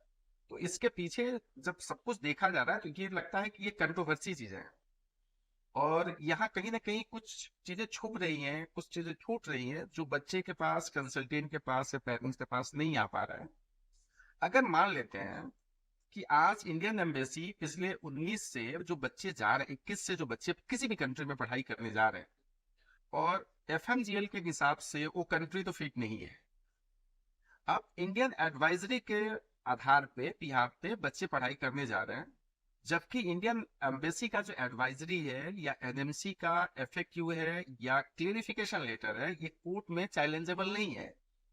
आप जब पढ़ के आएंगे तो अगर आपको किसी चीज की प्रॉब्लम होती है, एनएमसी अलाउ नहीं करता है, और उस समय का नेक्स्ट लेने वाला बॉडी आपको एग्जाम में अपीयर नहीं होने देना चाहे, तो आप इंडियन एम्बेसी की एडवाइजरी और एफएक्यू या क्लियरिफिकेशन पे आप चैलेंज नहीं कर सकते। आपको चैलेंज करना पड़ेगा एफएमजीएल को। तो एफएमजीएल के हिसाब से कोई भी कंट्री XYZ, अभी उज्बेकिस्तान की बात हो रही है, तो हमारे पास कोई चीज नहीं आएगा। बच्चे जब आएंगे वो डिग्री इनवैलिड होगी, उस केस में क्या होगा? या कल के डेट में इंडियन एम्बेसी ये कह रहा है कि हम मिनिस्ट्री से पूछें, और मिनिस्ट्री ये लिख के देता है कि मेरे यहाँ कोई सेपरेट इंटर्नशिप नहीं है, मुझे 6 ईयर में ही इंटर्नशिप दे रहा हूं मैं, जैसे आपने बताया कि वहां का रूल है 6 ईयर में इंटर्नशिप है। इंडियन एम्बेसी लिख देता है कि यहाँ कोई सेपरेट इंटर्नशिप नहीं है। यहाँ पे राइट टू प्रैक्टिस तो है, लेकिन इसके लिए आपको ये कंडीशंस है, हो सकता है एग्जाम आपको देना पड़े, हो सकता है आपको कुछ 1-2 साल के लिए वहां प्रैक्टिस करनी पड़े, मतलब जो भी क्राइटेरिया हो, अगर उसको लेट डाउन करता है उसके बाद से फिर मुश्किल तो पैदा हो जाएगी ना। तो 2 साल में हम लोग क्यों नहीं ढूंढने का कोशिश किए? खास करके मैं आपसे उम्मीद तो जरूर करूंगा, आगे भी करूंगा, क्योंकि एक आप कंसल्टेंट भी नहीं है, आप काफी चीजों को उज्बेकिस्तान में आपने चेंज करवाया है और अभी भी उस पर लगे हुए हैं। तो मैं ये चाहूंगा कि ये कंट्रोल, इस हिसाब से जितना इंडियन एम्बेसी का रिप्लाई है, और इंडियन एम्बेसी जिस तरह से फंसा हुआ है, और एफएमजीएल के साथ इसको अगर रिट डाउन करें, तो उस हिसाब से तो फिर उज्बेकिस्तान में जो बच्चे पढ़ाई कर रहे हैं वो फंस रहे, जब तक कि ये ऑफिशियली क्लियरिफिकेशन इंडियन एम्बेसी ही करते, या फिर ताशकंद के या जो भी वहां के अच्छे लोग हैं जो रेक्टर हैं, हेल्थ मिनिस्टर रह चुके हैं, वो साल में उनको मिनिस्ट्रीज का अप्रोच करनी चाहिए कि भाई इतने बच्चे आ रहे हैं उज्बेकिस्तान में, नंबर ऑफ स्टूडेंट जो पढ़ने जा रहे हैं मैक्सिमम इंडिया से जा रहे हैं। मेडिकल कोर्स की बात कर रहा हूँ, दूसरे कोर्सेज में हो सकते हैं, बहुत सारे देशों से आते हैं। तो इतना बड़ा रेवेन्यू आ रहा है, एक इकोनॉमी उनका कितना डेवलप हो रहा है, हजार हजार बच्चे वहां जा रहे हैं, कई परिवार की वहां जिंदगियां चल रही हैं, वो चाहे रेस्टोरेंट हो, फास्ट फूड हो, जूस हो। तो फिर ये चीज क्लियर करने में वहां के मिनिस्ट्री को इतनी देरी क्यों लग गई? या कहीं कॉलेज नहीं चाह रहा है, उनको लग रहा है कि जैसा चल रहा है वैसे ही चलने दें, या कंसल्टेंट नहीं चाह रहे हैं कि इस चीज को चेंज करवाया जाए, या वहां तक हम पहुंच नहीं पा रहे? नहीं सर, कंसल्टेंट्स का यहाँ पर इतना रोल, जहां तक सर हम लोग काम कर रहे हैं हमें पता है, कंसल्टेंट का इतना रोल इन सब चीज में नहीं रहता है, क्योंकि एजुकेशनल अफेयर्स में इंटरफेरेंस ये at least Samarkand state medical university, Tashkent medical academy, जहाँ 2 जगह हम काम कर रहे हैं, यहाँ पे बिल्कुल अलाउड ही नहीं है अब वो कि आप एजुकेशनल सिस्टम के अंदर इंटरफेयर करें। तो वो मुझे लगता नहीं कंसल्टेंट लेवल पे होगा। ये जो यूनिवर्सिटीज और जो मिनिस्ट्रीज, इनके बीच का जो तालमेल है, इसको थोड़ा सा देखना पड़ेगा, क्योंकि मैंने ये शुरू से ऑब्जर्व किया सर, जब से ये मुद्दा चला है और उज्बेकिस्तान में हम लोगों ने काम शुरू किया है, इवन एम्बेसी तो अलग बात है, इवन एनएमसी भी कोई क्लियर कट सीधे सीधा नहीं बोलते हैं। हमने सीधा पूछा कि सर उज्बेकिस्तान वैलिड है, kindly refer to FMGL regulation 2020। अब सर उसको कहाँ कहाँ हम मिला, हमारे लिए भी एक बड़ा मुद्दा बना, कैसे कैसे मिलाएंगे, वो आप अपने जोड़ तोड़ उसमें बिठाते रहिए, कहीं से भी चीजों क्लैरिफिकेशन नहीं आता, सब एक ब्यूरोक्रेटिक या डिप्लोमेटिक से एक आंसर हमारे सामने आ जाता है, जिसको हमें जो है इंटरप्रेट करके देखना पड़ता है कि इसमें हम कहाँ तक सही बैठ रहे हैं, कहाँ तक गलत बैठ रहे हैं। अभी मेन जो आपका ये मुद्दा है कि भाई एक हमारे को मिनिस्ट्री से एक अगर स्पेसिफिक मिल जाता है, वो डॉक्यूमेंट कुछ मिले, आपको डॉक्यूमेंट हमारे को स्पेसिफिक मिल जाता है, या फिर हमारी जो मिनिस्ट्री अभी इन डिस्कशन है विद एनएमसी, उसमें से कुछ रिजल्ट निकल करके आता है, तो that will be eye opener और that will be very giving us very much clarity about the subject अभी जो चल रहा है। लेकिन एक्चुअल में हमारे साथ अब जो हम, क्योंकि वहां पे 4-5 साल से बैठे हैं, रह रहे हैं, जो प्रैक्टिकल सिनेरियो क्या है वो यही है कि हम, अब ऐसा है सर, जैसे नाम से मिनिस्ट्री या फिर रेक्टर्स ऑफिस की बात करें, वहां पे जितने टीचर्स हैं या जितने, या डीन लेवल के लोग हुए या फिर डिप्टी डीन हुए, ये सबके सब सर वहां के जनरल प्रैक्टिस डिग्री लिए हुए डॉक्टर्स हैं। ये सब अपने क्लिनिक्स पे भी काम कर रहे हैं, प्रैक्टिस भी कर रहे हैं, और सबके साथ में डिस्कशन किया कि एक्चुअल में क्या, आर यू रजिस्टर्ड समवेयर, उन्होंने this is my degree, this degree makes me eligible to practise in Uzbekistan, so that is I am practising. उसके बाद वो अपना यूएस से एमडी भी करके आए हुए हैं, यूएस एमएलई भी क्लियर किए हुए हैं, प्लैब भी अपीयर किए हुए हैं, प्लैब भी क्लियर किए हुए हैं, वो सब चीजें चल रही हैं। अब वो ऑन पेपर जिसको हम बोलते हैं कि सामने लेकर के आना, वो एक लॉ और एक जो बिल्कुल क्लियर कट सिनेरियो है ना सर, उसी की जो खोज है, उसमें हम लोग एक बार सफल हो जाएंगे तो सारी चीजें बहुत क्लियर हो जाएंगी। एक सरकारी न्यूज एजेंसी KNU उज्बेकिस्तान की है, 19/12/2018 को ये न्यूज छापती है, doctors to be licence to practise medicine in Uzbekistan from July 1, 2019। The legislative chamber of Parliament listened to the report of Minister of Health A. Shodmonov on the activities of the healthcare sphere. According to the minister, from July 1, 2019, the categorization system will be terminated and all the doctors will switch to licensing, Deputy Rasul Kusherbayev wrote in his Telegram channel. ये media report है 2018 का कि 2019 से वहां licensing शुरू होगा। उसका क्या स्टेटस है कुछ पता ही, इनको भी मैंने लिखा तो वहां मेल कहाँ भेजूं कुछ समझ नहीं आ रहा था इनका क्या है। ये आया है, ये हेल्थ मिनिस्टर का ही बयान है। सर ये वही हेल्थ मिनिस्टर है जो बाद में मिनिस्टर के बाद ताशकंद मेडिकल एकेडमी के डायरेक्टर बन के आ गए। इसको बोलिए ये क्या बयान दिया है, उसको बोलिए। अभी वो यही तो समस्या है, अभी बस वो वही मेडिकल तो, लीव पर है जर्मनी बस इलाज करवा, यही चीज है, यही समस्या है। हाँ, उन्होंने भी बोला है कि 2019 क्लियरिटी से मेडिकल में लाइसेंस एग्जामिनेशन होंगे, लाइसेंस की व्यवस्था शुरू की जाएगी, होंगे लाइसेंसिंग, यस यस। 2018 में बोला है, 2019 से लागू होगा। तो ये इम्प्लीमेंट अभी हुआ, ये एक डॉक्यूमेंट है, न्यूज रिपोर्ट भी कहीं नहीं है, हमें कैसे पता, इनको भी नहीं पता होगा। क्यों, ये तो मस्त है काम में, मैं ये कह रहा हूँ। इन्होंने अप्रोच किया, एम्बेसी को भी किया, मिनिस्ट्री को किया, they are waiting for the reply. Problem ये रिप्लाई आ नहीं रहा है। ये मेडिकल कॉलेजेस को अप्रोच करना चाहिए, वहां की मिनिस्ट्री को, भैया हमें लिख के दो लाइसेंस का रूल क्या है, ये क्या है, so that they approach the NMC, clear हो जाएगा, बच्चे भी सुरक्षित, सब सुरक्षित, it will be more easy to go for वो चीज। ताशकंद में आपकी वहाँ के जो काउंसलर या एजुकेशन विंग में जो लोग काम करते हैं, या जो मिनिस्ट्रियल प्रोटोकॉल में है उनसे बातचीत हुई कि आप जो एडवाइजरी निकाल रहे हो और एनएमसी का जो एफएमजीएल है इसमें थोड़ा सा कंट्राडिक्टरी है। अब इस पॉडकास्ट में एक नया चीज भी आपको हम लोगों ने बता दिया कि इतने सारे मेल किए गए हैं उसके क्लेरिफिकेशन के लिए। क्लेरिफिकेशन के सेंटर में यही दो क्वेश्चंस है। तो एम्बेसी क्यों लिख दिया कि हम मिनिस्ट्री को रेफर किए हैं, मेरे पास कोई आंसर नहीं है। तो फिर आपने एडवाइजरी क्यों निकाल दिया? इस बारे में कभी बातचीत हुई है? जी जी जी, ये बेसिकली एक तो आप मुझे जो अभी आपने मुझे लिस्ट भेजी कितनी ईमेल्स गई हुई हैं, तो सिर्फ ईमेल विद द सब्जेक्ट मुझे एक पेपर पे सिर्फ मुझे भेज दीजिए, वो मैं देखता हूँ। तो सर आपका पहला सवाल ये था कि भाई उन लोगों से हमारा इंटरेक्शन है कि नहीं। जो सर जब एफएमजीएल आया, एफएमजीएल से पहले भी मतलब जब वो चला करता था कि वहाँ 5 साल का एमबीबीएस वाला एक इंट्रोड्यूस करेंगे, तब उस टाइम पर भी हमने क्लैरिफिकेशंस लिए थे, डिस्कशंस हुए थे हमारे उनके साथ साथ में। जब एफएमजीएल आया तो एफएमजीएल को लेकर के अभी मेरे को बुलाया एम्बेसी ने, हमने वहाँ पे डिस्कशन किया, उन्होंने हमसे समझा कि भाई ये क्या है, कि इसको कैसे इम्प्लीमेंट हो रहा है या यहाँ पर, और विजा भी उज्बेकिस्तान डिग्री क्या उसमें डिफरेंसेस है, क्या मैचिंग है, अपनी यूनिवर्सिटी से क्लैरिफिकेशन लेके दीजिए। तो we are working as a media of communication between university and embassy. और इसके बाद जब ये 6 ईयर 5 ईयर वाला, जब 5 ईयर वाला बिल्कुल डिस्कार्ड हो गया, अब मैं आपको बताना चाहूंगा सर, हमारा सबसे पहला बैच जो वहां पर था वो 5 ईयर में गया। हमारे को वो 150 या 200 बच्चे जो थे उनको कन्वर्ट करना पड़ा 6 ईयर में। तो वो उनका भी बहुत बड़ा मुद्दा बना कि कोई भी नहीं चाहता कि मेरी ड्यूरेशन चेंज हो जाए। लेकिन उन बच्चों को, कि वो बच्चे वहां पर हैं और वो बच्चे उन टीचर से पढ़ रहे हैं जो 6 ईयर की डिग्री ला रहे हैं, जो उनको मालूम है कि भाई ये सारे के सारे यूएसएमएल किए हुए हैं, तो वो वहां पे बिलीव कर रहे हैं। तो इंडिया में अभी तक जो लोग हैं वो चीज को फील नहीं कर पा रहे हैं। तो वो एक तब अभी तो ये तभी पॉसिबल होगा जब एक पेपर पे आ जाएगा। तो अब ठीक है, ये एक मैं सोच रहा हूँ एक बार अब एक मीटिंग इस चीज को लेकर के सीधे सीधे सामने अगर वो मौका देते हैं इस बात का, तो बैठ के करेंगे सर। इन पॉइंट्स का क्लैरिफिकेशन आप लेके दीजिए अगर ऐसे सर, क्योंकि कॉन्ट्रैक्टर जो है वो कॉन्ट्रैक्टर ही ट्रीट होता है सर हर जगह। मैं ये भी आपको क्लियर बताता हूँ, बिल्कुल सीरियसली हर जगह पर नहीं लिया जाता। जितना मर्जी आप रेवेन्यू दे दीजिए, ये सोचते हैं कि भैया हमारे से पैसा कमा रहे हैं, हम इनसे पैसा नहीं कमा रहे। मैं बहुत सीधे शब्द में बिल्कुल सही, वो चीज इतनी वैल्यू नहीं रखती मिनिस्ट्री के लिए।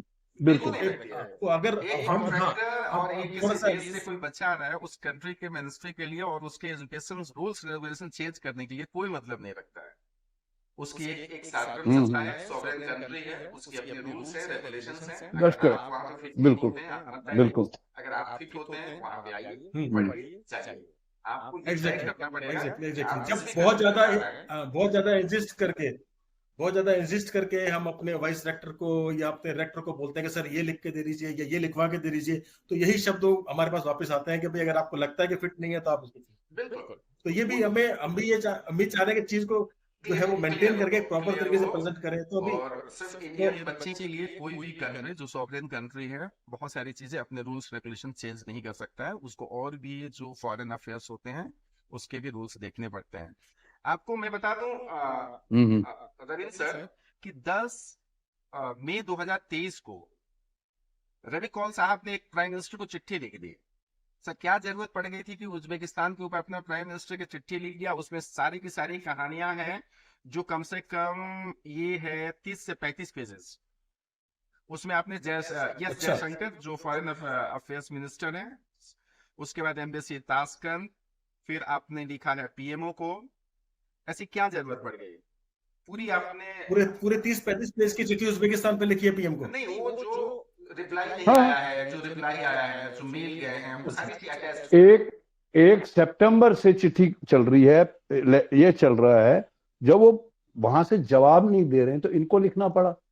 खाली लिख रहे हमें नहीं पता है। अब क्या हुआ कि आरटीआई का भी जवाब नहीं आ रहा था। ऑनेस्टली क्या चालाकी की 10 तारीख को मैंने चिट्ठी लिखी पीएमओ को, मेल वही चिट्ठी को मेल कर दिया इंडियन एम्बेसी को। 12 तारीख को पीएमओ ने वो चिट्ठी पोर्टल पे डालते हैं वो लोग, तो चिट्ठी 10 पेज से ज्यादा थी, 10 ही पेज पोर्टल पे आई। तो उस पे इंस्ट्रक्शन आया इस चिट्ठी पे कोई एक्शन नहीं लेना जब तक हम हार्ड कॉपी कोरियर ना करें। वहां पे वो पोर्टल पे अभी भी लिखा हुआ। 18 तारीख को उन्होंने कोरियर किया और चिट्ठी की कॉपी मुझे भेजी कि हमने उज्बेकिस्तान को चिट्ठी भेज दिया। वहां पे जो है क्या नाम है 18, 25, 11, 15, 11 तक वो चिट्ठी पड़ी रही। सुरेश कुमार, क्या नाम है इसका, वो जो है, नहीं नहीं नहीं नहीं, एक और था ना इसमें, ग्रीवियंस स्टेटस 26/5, हाँ वहां था सुरेश कुमार, वेलफेयर ऑफिस उनके पास थी।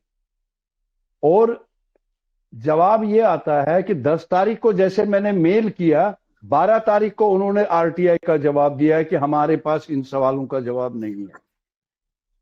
फिर इसको अभी 11वें महीने में ये कह रहे हैं कि भैया हमने तो 12 मई को आपको जवाब दिया, इसलिए ये चिट्ठी खत्म हुई।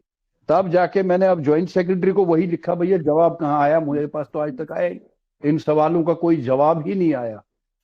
तो वो अभी मैंने ज्वाइंट सेक्रेटरी हैं मिस्टर टी, नाम नहीं बताना चाहिए, MEA के, उनको भेजा है कि भाई इस सवालों का जवाब दें, क्योंकि in the absence of information we are disturb.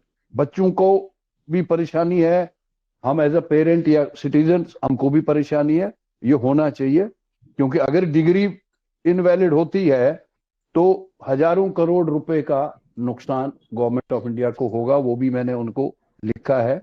2021 से 2027 में जो बच्चे जा रहे हैं at the rate of 15,000 students per year, तो उनके लिए वो किए, लेकिन अभी तक कोई जवाब नहीं है इंडियन अंदर। सर आपको एक सीधा सवाल उनसे पूछना चाहिए सबके बदले कि सर जो पहले MCI की लिस्ट बनी थी वो दोबारा लगा दो, हमारा जो है पीछा छोड़ो। हम वो जो लिस्ट MCI की बनी थी कि ये यूनिवर्सिटी, उसका मैं बताता हूँ। NMC ने बोला, I have in writing, letter है मेरे पास, जिसमें NMC ने लिखा, we the list of medical colleges abroad is under discussion between NMC and the health ministry. वो चल रहा है, but it will take long time. वो मेरे पास चिट्ठी में रिटर्न है।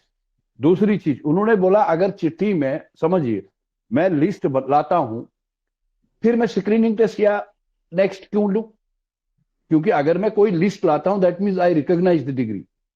आप वो MCI की लिस्ट का कवर पेज देखिए, टॉप पे देखिए पुराना, उसमें लिखा हुआ है लिस्ट ऑफ रिकॉग्नाइज्ड कॉलेजेस। बोला अगर रिकॉग्नाइज्ड है तो एग्जाम क्यों लेना है? But we are not recognising anything. मैं इसी बात पे आता हूँ सर, कि जब आपने नेक्स्ट एग्जाम लेना ही है तो 4 साल का कोर्स है, 5 साल का कोर्स है, इंटर्नशिप अंदर है या बाहर है, क्या जरूरत है उस चीज की? आप नेक्स्ट एग्जाम ले रहे हैं, बच्चे की काबिलियत को जांच रहे हैं और आपको क्लिनिकल स्किल्स भी टेस्ट कर रहे हैं, थ्योरी भी टेस्ट कर रहे हैं। बच्चा पास होगा तो लाइसेंस दो, नहीं तो मत दो। ये उनको कौन बोलेगा?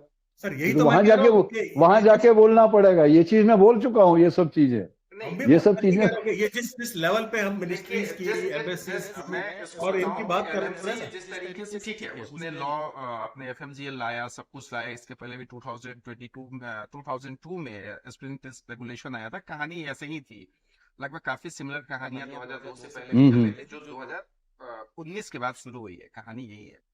NMC, देखिए हुआ क्या कि रूल्स बनाया गया, लेकिन NMC से कहीं ऊपर कंसल्टेंट भी चले गए और दोनों एक दूसरे से लुका छिपी खेल रहे हैं। NMC का FMGL सबसे बड़ी चीज है कि NMC का कोई भी FMGL, कोई भी रूल्स, उसके कोई भी सेक्शन को, जो इस फैटर्निटी में काम करने वाले लोग हैं, पिछले 2.5 सालों में किसी कोर्ट में चैलेंज नहीं किया। आप देखेंगे कि स्क्रीनिंग टेस्ट रेगुलेशन में तकरीबन 16 बार अमेंडमेंट हुए हैं। 2004 से लेके 2018 तक 16 टाइम अमेंडमेंट्स हुए हैं, और उसमें मैक्सिमम अमेंडमेंट्स जो हुए हैं वो किसी न किसी कोर्ट के डायरेक्शन और डिसीजन पे हुए। लेकिन 2.5 सालों में FMGL के रेगुलेशन पे किसी ने केस नहीं किया। दूसरा, NMC की गलती क्या है, जब पेरेंट्स पूछने जा रहे हैं, बच्चे पूछने जा रहे हैं, तो NMC ये कह रहा है कि आप 6 ईयर बाद आइए, 5 ईयर बाद आइए, उसके बाद हम देखेंगे। क्या देखोगे भाई? उसके पैसे, उसके जीवन सारा बर्बाद हो गया रहेगा। तुम देखोगे क्या? अभी भविष्य खत्म। में क्या दिक्कत है? तीसरी NMC की जो गलती है, भाई आपके पास पूरी मैकेनिज्म है, आप निकाल दीजिए ना। जैसे रविंद्र सर ने बोला कि जो बच्चे वहां वार चल रहा था रशिया यूक्रेन के बीच में, उसके बावजूद भी इन्होंने, NMC ने ट्रांसफर नहीं दिया, क्योंकि FMGL में ट्रांसफर का रूल नहीं था। लेकिन 2 साल बाद उसको ट्रांसफर अलाउ कर दिया।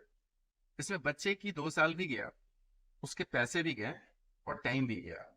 जब आप 2016 के दिल्ली हाई कोर्ट का जो डिसीजन था, जिसको लेके इंडियन मेडिकल काउंसिल एक्ट 1956 को अमेंडमेंट किया गया, और वो एक्ट अभी भी एग्जिस्ट में है, तो जब वो एक्ट अलाउ करता था कि 4 कंडीशन में आप उन बच्चों को ट्रांसफर दीजिए, तो फिर आपके पास ऐसी क्या चीज आ गई और किसने ये डायरेक्शन दिया कि भाई रोक लो बच्चों को, और फिर 2 साल बाद आप बच्चों को कर रहे हो कि आप ट्रांसफर ले लो।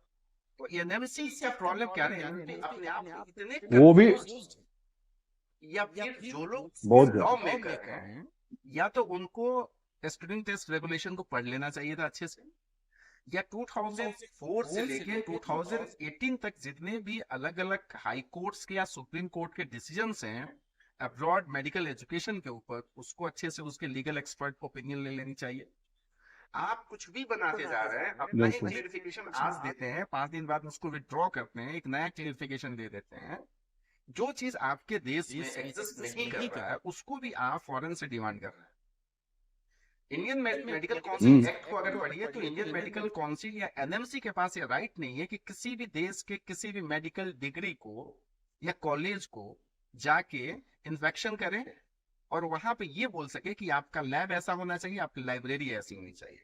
हाँ, ये राइट जरूर है कि किसी भी कंट्री की डिग्री को वो रिकॉग्नाइज कर सकता है, डिरिकॉग्नाइज कर सकता है, लेकिन इन्फेक्शन नहीं कर सकता है।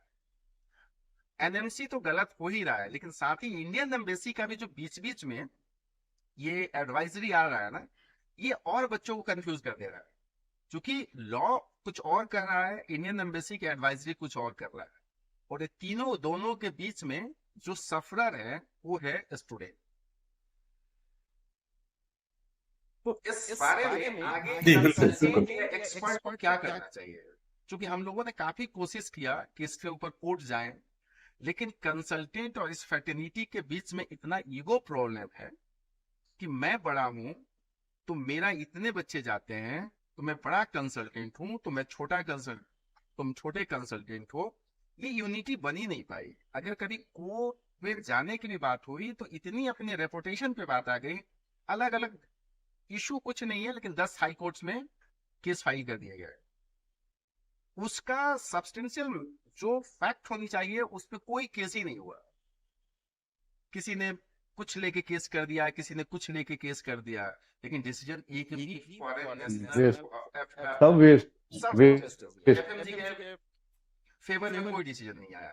एफएमजीएल को कोई चैलेंज आज तक किया नहीं। एफएमजीएल के सेक्शन को कोई चैलेंज किया है क्या?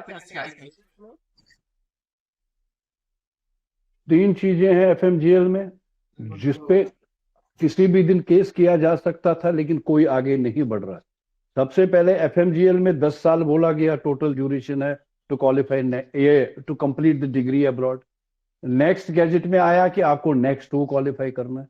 मुझे ये बताइए, 6 से 7 साल का कोर्स है अब्रॉड में, कम से कम बच्चा आएगा लेके, डिग्री आ गया, लाइसेंस आ गया, उसको क्या मिल रहा है, कितना टाइम मिल रहा है? नेक्स्ट 1, नेक्स्ट 2 और इंटर्नशिप, एक दिन नहीं मिल रहा। आते ही उसको नेक्स्ट 1 क्वालिफाई करना है, अगर वो फेल गया तो भैया खत्म। अच्छा चलो पास हो गया, फिर आपको इंटर्नशिप में 7,500 सीट, 7.5% सीटें अलाउड है। 15,000 बच्चे आ रहे हैं 2027 में, तो 7,500 को मिला इंटर्नशिप, वो भी गए जो 7,500 बच गए। तो वो 10 साल के ऊपर हमने लड़ना चाहिए एकजुट होकर, कोई नहीं लड़ रहा। हाँ वही तो कह रहा हूँ, कई चीजें हैं। ठीक है ठीक है ठीक है। एक उज्बेकिस्तान में अपने कॉलेज से संपर्क कीजिए, सभी कॉन्ट्रैक्टर्स मिलके करिए। Section 36(1) of NMC act chapter 6 में है, उसके अंतर्गत आप एनएमसी को अप्रोच कर सकते हैं for recognition of degree. But ये कौन करेगा? Authority in any country outside India which by law of that country is entrusted with the recognition of medical qualification in that country. वो करे approach through proper channel to NMC for recognition of degree. हर ये Uzbekistan में आप करिए, सभी contractors को बोलिए अपने अपने कॉलेज को अप्रोच करें, and they go to this to ministry, और मिनिस्ट्री अप्रोच करेगी। आपके यहाँ तो मिनिस्ट्री जब लाइसेंसिंग अथॉरिटी है तो वही देगी, because if they are managing the medical education they must approach. That is the only solution to make it more better. Deependra भाई, अभी जैसे अभी तो हम बात कर रहे हैं उज्बेकिस्तान के ऊपर, आपने ग्रुप में भी डाला था इस होपकास्ट के लिए। तो अभी और भी कोई आया है मेरे अलावा यहाँ पर? सर मैंने होपकास्ट कोई में नहीं। एज चीफ गेस्ट इनवाइट किया सभी लोगों को 24 घंटे पहले। ये भी लिखा कि अगर उज्बेकिस्तान पे कोई डाउट हो, कोई क्वेरी हो, तो आप मुझे पर्सनली भी मैसेज कर सकते हैं, व्हाट्सएप कर सकते हैं। कोई उज्बेकिस्तान जो करते हैं किसी भी व्यक्ति का, किसी भी कंसल्टेंट, एजेंट, सब एजेंट का किसी का फोन नहीं आया, किसी का कोई मैसेज नहीं आया। ये अपने आप में बहुत बड़ा सरप्राइजिंग था कि आप उज्बेकिस्तान को करने वाले 1000 कंसल्टेंट मार्केट में हैं। उज्बेकिस्तान के ऊपर वीडियो बनाने वाले कई महाराजा और कई महारानियां दिख जाएंगी जो अपने मुखपत्र यूट्यूब में इंडियन खाना, Indian hostel, Indian care taker, सारे सारे चीज के बारे में बात करें। सब कुछ। और जब वहाँ के रूल्स रेगुलेशन पे बातचीत करने के लिए पब्लिक डोमेन में लाया जा रहा है, तो कोई भी ऐसा कंसल्टेंट एजेंट नहीं आया। नहीं, ये आप कर सकते हैं, आप करिए, आप कर मैं सकते कर हैं। रहा हूँ सर। मैं जिस दिन से पहुंचा हूँ तब से 5 साल की डिग्री थी, 6 साल की थी। हम लोगों ने जितने क्लियरली खुल के हर चीज पे हम लोग बात कर रहे हैं कि आने वाली पॉसिबिलिटी क्या हो सकती है, पास्ट में क्या था, अभी प्रेजेंट में क्या चल रहा है। आप भी जहाँ पे क्लियर नहीं है, जहाँ पे इंफॉर्मेशन को अप करने में आपको भी मुश्किलें हो रही है, वो भी आपने खोल के बोला। तो उसके लिए भी हम लोग लगे हुए हैं। इंडियन एम्बेसी पे बातें हुई, उसकी बहुत सारी सी बातें हुई। आपने यहाँ तक कहा कि भाई इंडियन एम्बेसी का जो आप लोगों ने अप्रोच किया है, मेल किया है, अगर उसका मुझे एक ब्रीफ दे दें तो हम भी एक बार बात करने की कोशिश करेंगे। तो सर इसी सिलसिले में होपकास्ट की शुरुआत हुई थी। और होपकास्ट का मतलब ये नहीं कि किसी भी कंट्री को प्रमोट करें, किसी कंट्री को बहुत अच्छा बताएं, किसी कंट्री को बहुत बुरा बताएं। जो एग्जैक्ट वहाँ का सिचुएशन जो है, सच्चाई है, जो सच्चाई है, उसके ऊपर हम लोग बातचीत करते हैं। ये अलग बात है कि बहुत सारे लोगों को ये होपकास्ट, इसमें जो बातचीत हो रही है, पसंद नहीं आएगी। तो मैं बता दूं कि ये होपकास्ट मैं उन बच्चों के लिए बना रहा हूँ, उन पेरेंट्स के लिए बना रहा हूँ जो सच में मजबूरी है उनकी, फाइनेंशियली कमजोरी की वजह से उनके सपने हैं डॉक्टर बनना, वो बच्चे विदेश जा रहे हैं। ऐसा नहीं है कि वो कमजोर हैं, उनके मार्क्स नहीं आए या फेल है। तो क्या ऐसी केस में क्या बच्चे सच में फंस जाएंगे, आपको लगता है? नहीं सर, ये जो बच्चे, जो इनर फीलिंग है, बच्चे नहीं फंसेंगे। ये जो मिनिस्ट्री ऑफ हेल्थ का और जो हमारी एनएमसी का डेलिब्रेशंस जो चल रहे हैं, या जो ताजपुर मेडिकल एकेडमी की तरफ से जो पहल हो चुकी है ऑलरेडी चीज को लेकर के, उसमें कुछ ना कुछ निकल के आएगा। और मैं अभी बाद में भी आपसे डिटेल्स भी लूंगा, कॉल साहब से भी वो क्लॉज मैं लूंगा जिसके अंडर हम वहां से लाइसेंसिंग बॉडी या मिनिस्ट्री ऑफ हेल्थ अप्रोच कर सकती है डिग्री को अप्रूव कराने के लिए। ये सारी चीजों के लिए हम जाएंगे। लेकिन मुझे बिल्कुल भी ऐसा नहीं है कि बाद में बच्चों को प्रॉब्लम आएगी, क्योंकि हर चीज वहां पर इन ऑर्डर है। बट एक पेपर हमारे को चाहिए जिसमें वो सब चीजें सामने दिख जाए, ताकि ये सारी चीज क्लैरिफाई हो जाए और बच्चों को किसी को पूछने की जरूरत ना पड़े, वो ऑन पेपर सामने सबके सामने मौजूद हो। दो चीजें हैं, क्या एनएमसी इंटीग्रेटेड इंटर्नशिप मानेगी, और दूसरा लाइसेंस टू प्रैक्टिस, इसका क्लेरिफिकेशन चाहिए। मेन तो यही दो है, बाकी तो उनका कोई दिक्कत नहीं, क्योंकि राइट, हाँ, फुलफिल करता है। मेन प्रॉब्लम है राइट टू प्रैक्टिस और लाइसेंस इंटर्नशिप में काफी डिफरेंसेस हैं। दूसरा जो मेन उज्बेकिस्तान और में इंटर्नशिप बड़ा इशू है, क्या 6 ईयर में इंटीग्रेटेड जो इंटर्नशिप है वो एनएमसी मानने के लिए तैयार नहीं है। तो इस पे वहां के मिनिस्ट्री का क्या रुख है? सर ये तो रूल्स रेगुलेशन की बात करेंगे। कुछ हमसे बच्चे, जब हम होपकास्ट के बारे में बात की, उज्बेकिस्तान पे बात करेंगे, तो बहुत सारे बच्चे और पेरेंट्स ने अप्रोच किया जो बेसिक चीजें, हर देश में करप्शन है, ये करप्शन तो हट नहीं सकता है, लेकिन करप्शन का रेशियो और लेवल कहाँ पे कम है और ज्यादा है, इस पे बात करना जरूरी हो जाता है। तो बच्चों का कहना था कि उज्बेकिस्तान में मैक्सिमम थर्ड पार्टी कंसल्टेंट हैं और कॉलेज के अकाउंट में मैक्सिमम बच्चे पैसे जमा नहीं कर पाते हैं, और वो थर्ड पार्टी कंसल्टेंट पैसा लेता है और कॉलेज में जमा करता है। बहुत सारे बच्चों का फी अभी तक जमा नहीं हुआ है। ये क्या इस तरह की घटनाएं उज्बेकिस्तान में ये हो रही हैं? सर ये एक बहुत बड़ी समस्या है। और बड़े दुख की बात है कि बहुत सारे कंसल्टेंट इंडिया में ऐसे हैं जो अपने आप को प्रूव कर पा रहे हैं कि हम डायरेक्ट कॉन्ट्रैक्टर हैं वहां के, पता नहीं कौन से पेपर बच्चों को दिखा रहे हैं। उनसे इंडिया में इवन ये भी जानने में आया कि पूरे 5-5, 6-6 साल की फीस भी इंडिया में ले रहे हैं उनसे, और वो पैसे नहीं पहुंच रहे। मेरे पास इस टाइम ताजकल मेडिकल एकेडमी के बाहर बच्चे बैठे होंगे 30-40, जो इंडियन कॉन्ट्रैक्टर ने पैसे लिए हुए हैं, वो हमारे पास तक नहीं आए हैं। एक्सिस इंस्टीट्यूट बच्चों को सीधा अकाउंट नंबर देता है यूनिवर्सिटी का, लास्ट सेमेस्टर सितंबर का जो पेमेंट हमारा समरकंद में गया सर, मेरे ख्याल से 80% बच्चों ने सीधा यूनिवर्सिटी के अकाउंट में पैसे इंडिया से डाले हैं। हमने कैश नहीं हाथ में पकड़ा है, बच्चे सीधा वहां डालते हैं। अब हाँ, जिसकी मजबूरी है या कुछ लोग बैंकिंग को नहीं जानते हैं या कुछ बोलते हैं सर हमें नहीं पता उनका, आप पकड़े आप जमा कराएं, वो करते हैं। लेकिन यहाँ पर क्या हो रहा है कि सर बहुत सारे सब एजेंट जिनको हम जानते भी नहीं है, हमने नाम भी नहीं सुना, कभी किसी के साथ फोटो खिंच गई होगी तो उस फोटो को भी लगा करके कि जी हम इनके साथ हैं, हमारे भाई हैं, हमारे पार्टनर हैं, पेमेंट ली हुई है, उनका जवाब हम देते फिर रहे हैं कि कैसे करें, वो पैसा वहां पहुंचता नहीं है। मेरी ये रिक्वेस्ट है सर, ये और ये किन के साथ हुआ है, नए बच्चों के साथ नहीं। सर आप बिलीव नहीं करेंगे, छठे सेमेस्टर के 5वें सेमेस्टर के यूक्रेन के ट्रांसफर के बच्चे भी ऐसे लूटे हैं। मैंने उनको डांटा, मैंने बोला यार तुम तो एक यूनिवर्सिटी में पढ़ चुके हो, तुम्हें पता है कि वहां पे कॉन्ट्रैक्टर होता है जो वहां पे डायरेक्टली अटैच रहता है, रेस्पॉन्सिबल रहता है सब चीजों के लिए, तो कम से कम हमारी यूनिवर्सिटी में ढूंढ तो लेते कौन है। हमारे यहाँ पर भी 2-3 कॉन्ट्रैक्टर काम कर रहे हैं, किसी के साथ भी करो, at least you should approach the right person.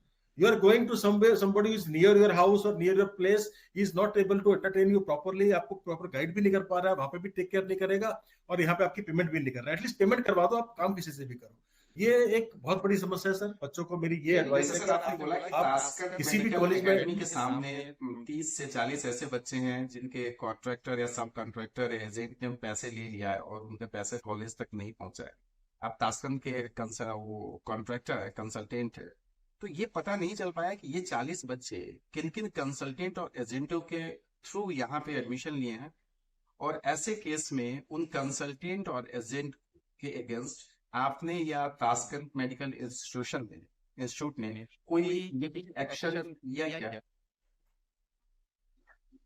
Sir हमें मालूम है वो किन के स्टूडेंट हैं, क्योंकि बच्चों ने आके हमको बता दिया कि किसने हमारे को यहाँ तक भेजा। अब इसमें प्रॉब्लम ये आती है कि सर टीएमए और हम ये एक्शन उनके ऊपर बच्चे ले सकते हैं। वो एम्बेसी में जाएं, उस कंपनी का नाम लिखें, उनका जो भी कंसल्टेंट है उसका नाम लिख के वहां बताएं, वो कंप्लेंट करें प्रॉपर, तो एम्बेसी जो है अपनी तरफ से वो एक्शन ले सकती है, या इंडिया में उनके ऊपर कंप्लेंट करें। वहां पर हम भी थर्ड पार्टी हो जाते हैं, क्योंकि ये कॉन्ट्रैक्ट बच्चे और उसके बीच में हुआ था। बिल्कुल। अभी तक वो हमारे पास बच्चा आया ही नहीं है, तो हमारा कॉन्ट्रैक्ट में हुआ ही नहीं है, ना ही टीएमए से हुआ या समरकंद से हुआ है। तो ये बच्चों को ही अप्रोच करना पड़ेगा। अब स्टूडेंट्स जो स्ट्रॉन्ग फैमिली से हैं या पेरेंट्स जो स्ट्रॉन्ग हैं या अच्छी बैकग्राउंड से, वो लोग कर रहे हैं चीज को, लेकिन कुछ बच्चे ऐसे हैं जो अभी भी रिक्वेस्ट मोड में है कि सर हो सकता है हमारे पैसे मिल जाए। एक सेमेस्टर खराब हो चुका है सर उनका, सितंबर सेमेस्टर 0 हो चुका है। वीजा को लेके कोई ये बड़ी समस्या है, इसलिए वीजा इजिली उज्बेकिस्तान का मिल जाना या बच्चों का स्टूडेंट वीजा लेने में प्रॉब्लम है? नहीं सर, वीजा में ऐसी सच अगर रेगुलर कोर्स में चलता है तब कोई प्रॉब्लम नहीं है। यहाँ पर सबसे पहले एक हम लोग बाकी जगह पे एक इनविटेशन इशू होता है, यहाँ पे एक टेलेक्स नंबर आता है। सबसे पहले एक टेलेक्स निकलता है, जब बच्चा कंफर्म कर होता है तो हम ये टेलेक्सिस बैच में इशू करते हैं। जैसे 25-30 बच्चों के टेलेक्सिस अप्लाई किए जाते हैं, तो उसमें हो सकता है कि जो पहला बच्चा जिससे एडमिशन ले चुका हो वो 30-40 होने तक हो सकता है उसको 6-7-8 दिन 10 दिन निकल जाए, फिर उसका टेलेक्स अप्लाई हो। टेलेक्स जो है वो 4 to 5 डेज में आ जाता है। उसके बाद यहाँ इंडिया से वीजा जो है वो 2 से 3 दिन के वर्किंग डेज में नॉर्मल कोर्स में निकल जाता है। कभी कभार सिचुएशन ऐसी आती है क्योंकि उज्बेकिस्तान में गवर्नमेंट जो है time to time security reason से और पॉलिसी रीजन से होल्ड कर लेती है, उसकी वजह से कभी कभी डिले हो जाती है, पर ये रेगुलर फीचर नहीं है, ये कभी कभार ऐसा होता है, पर रेगुलर फीचर में हम लोग ये ओबीसी की एडवाइजरी जब मैं पढ़ रहा था तो उसके तीसरा पैरा या चौथे पैरा में कॉन्ट्रैक्ट साइनिंग के बारे में एक पॉइंट लिखा हुआ कि आप जब भी बच्चों के अगर आप जब भी कॉन्ट्रैक्ट साइन करें तो या तो इंग्लिश में हो या बाइलिंगुअल हो, रशियन और उज्बेक लैंग्वेज में या क्लियर पॉइंट नहीं है तो उस कॉन्ट्रैक्ट को साइन नहीं करें। तो क्या उज्बेकिस्तान में जो भी स्टूडेंट पढ़ने जाते हैं तो कॉन्ट्रैक्टर और स्टूडेंट के बीच में कोई एग्रीमेंट साइन होता है, या कॉलेज स्टूडेंट के बीच में कोई एग्रीमेंट साइन होता है, जिसके वजह से इंडियन एम्बेसी को इस पॉइंट को भी एडवाइजरी में लिखना पड़ा? क्या मामला क्या है कॉन्ट्रैक्ट का? सर इस मामले में एटलीस्ट मैं आपको एश्योर करता हूँ कि ताशकंद मेडिकल एकेडमी और समरकंद जो 2 कॉलेजेस हम लोग कर रहे हैं, इसमें जो कॉन्ट्रैक्ट साइन होता है वो बाइलिंगुअल होता है। एक साइड उसकी रशियन में होती है और दूसरी उसकी इंग्लिश में होती है, क्लॉज बाय क्लॉज उसका ट्रांसलेटेड होता है। बच्चा उसको पूरा पढ़ के अपना साइन करे या अपनी कॉपी अपने पास में रख ले, कोई इशू नहीं है। और हम एज ए थर्ड पार्टी उसमें मेंशन होते हैं कि I am being introduced to this university through Axis institute international education, और उसकी फीस जमा कराने की और बाकी सारी रिस्पांसिबिलिटी जो हमारी है। एक कॉन्ट्रैक्ट साइन करने के पीछे क्या फिलॉसफी है, क्यों से एक तो बताइए स्टडी की सर ये जो कॉन्ट्रैक्ट की क्या जरूरत पड़ेगी?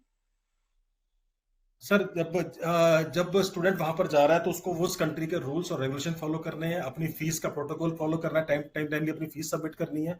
तो वो सारी अंडरटेकिंग्स, और इंस्टीट्यूट ने क्या करना है, टाइमली उसको इतने दिनों के बाद डिग्री देनी है, इंग्लिश मीडियम में एजुकेशन देनी है, वो सारा उसके अंदर मेंशन होता है। वो कॉपी में आपको ये हर कंट्री में होता है, CIS में सभी जगह।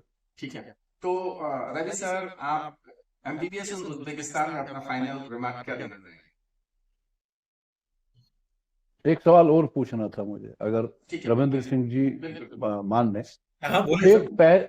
इस एडवाइजरी से पहले भी एक एडवाइजरी है अभी इंडियन एम्बेसी की वेबसाइट पे, और उसमें एक बहुत ही क्रिटिकल पॉइंट है, ये मैंने एम्बेसी को लिखा था, उस पर भी कोई जवाब नहीं आया। बहुत क्रिटिकल पॉइंट है कि यहाँ पढ़ाई करते हुए रहते हुए अगर आपकी तबीयत खराब होती है और ज्यादा तबीयत खराब होती है तो आपको किसी और कंट्री या भारत वापस जाना पड़ेगा इलाज करने के लिए। अब बच्चे पढ़ रहे हैं मेडिकल एजुकेशन, हम कहते हैं कि leading medical education in Uzbekistan, और लेकिन वहां पे बीमारी का अगर इलाज नहीं होगा तो how is it leading medical education? ये एडवाइजरी में अभी भी वेबसाइट पे है। ये सर एक्चुअली ये पुरानी एडवाइजरी है जो अभी तक हटी नहीं है। पुरानी हो या नहीं हो, बात यह है कि लिखी है ना। Why was Indian embassy compelled to write such a line? और ये बात पुरानी नहीं है, अभी रिसेंटली मेरे एक मित्र है ओडिशा के, is a consultant, he was in Ukraine, तो वो फटाक से अभी उज्बेकिस्तान गए, एक बच्चे को उठा के लाए। मैं कहा क्यों जा रहे हो, मेरे पास आए मिलने, तो बोले अरे यार एक बच्चा बीमार है, उसको यहाँ लेके आना। तो उसको यहाँ लेके वाकई में वो आए, he went for 2 days and came back। Sir ऐसा क्यों?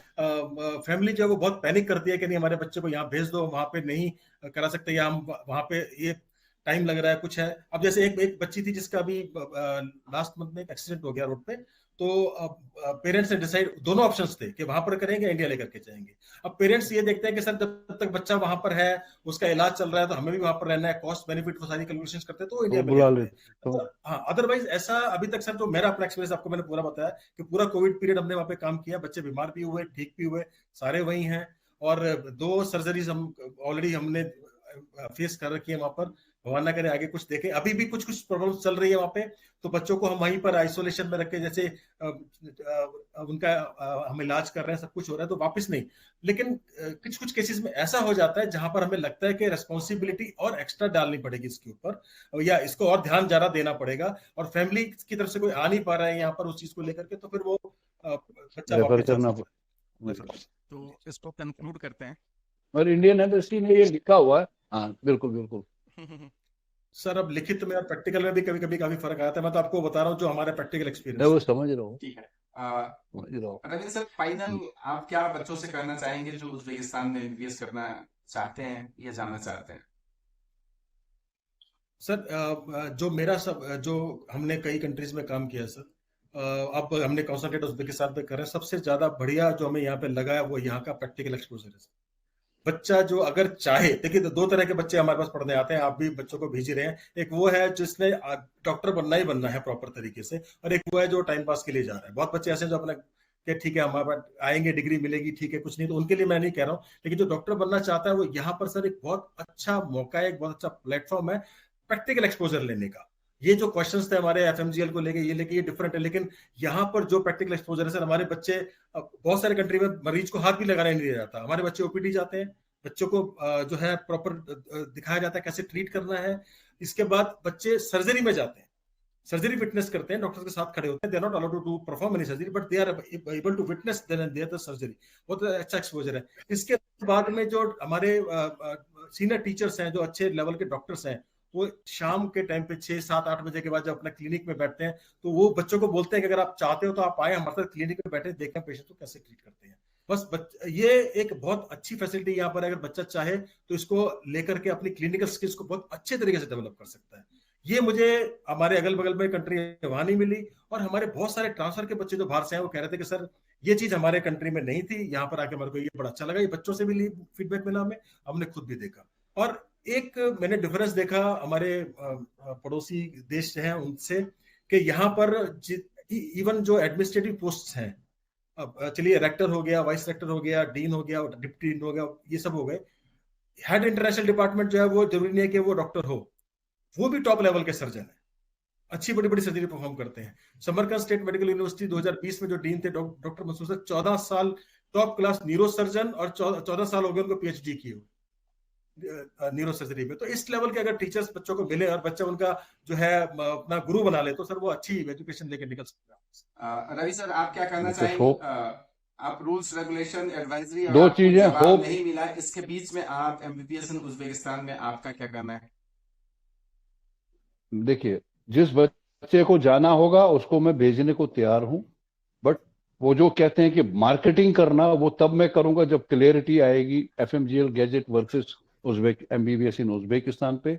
दूसरा जो रविंद्र सिंह जी ने बोला कि वहां पे एक्सपोजर, क्लिनिकल एक्सपोजर वगैरह बहुत अच्छा है, विश कि वो सच हो, तो तब तो बहुत अच्छी बात है। ठीक है, सर उसके लिए एक बार आना पड़ेगा आपको, दिल्ली बैठ के कैसे दिखाएंगे भगवान, आपको? अरे बच्चे आएंगे ना, हमें सब रिपोर्ट मिल जाएगी। अगले साल जो आएंगे ट्रांसफर वाले बच्चे ही आएंगे, तो उनसे ही सारी रिपोर्ट मिलेगी। ठीक है, तो तो लेट अस दोस्तों होप फॉर द बेस्ट। दोस्तों, आज के हुक्कात में हम लोगों ने कोशिश किया कि एमबीबीएस इन उज्बेकिस्तान में क्या रूल्स की, क्या लैक ऑफ रूल्स है, क्या इंफॉर्मेशन अवेलेबल नहीं है, कौन ऐसी इंफॉर्मेशन की जो इंडियन एम्बेसी अभी तक देने में असमर्थता दिखा रही है। जो एफएमजीएल है, एनएमसी, उस पे काफी कुछ क्लियर कट नहीं बोल पा रही है। उस बारे में हम लोग ने ये भी जानने की कोशिश किया कि जो वहाँ पे एक्सपर्ट हैं, जो सारे चीज करते हैं, जो देखते हैं, बच्चों के संपर्क में रहते हैं, वहाँ एम्बेसी के संपर्क में रहते हैं, उन्होंने बहुत सारी चीजें को बताने की कोशिश किया, बहुत सारी चीजों समझाने की कोशिश किया। और इस बीच में जो मेरा आखिरी जो कंक्लूड करो इसको, आखिर में मैं ये कहना चाहूंगा कि देखिए, आने वाले समय में क्या होगा, पहले क्या हुआ, ये ना आप जान रहे हैं ना मैं जान रहा हूं।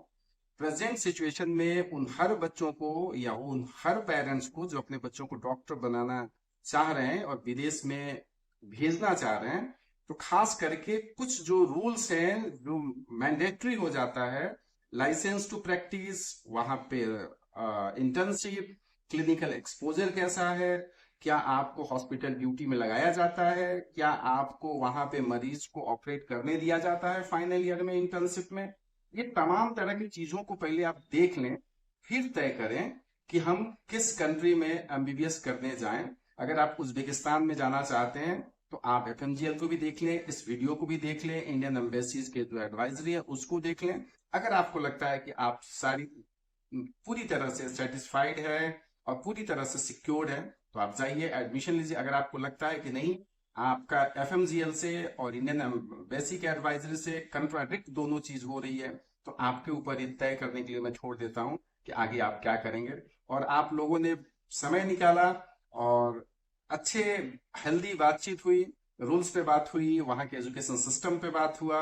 इसके लिए रविंद्र सर आपको बहुत बहुत शुक्रिया, रवि सर आपको बहुत बहुत शुक्रिया। अगले एपिसोड में हम लोग फिर एक नए कंट्री के साथ मिलते हैं।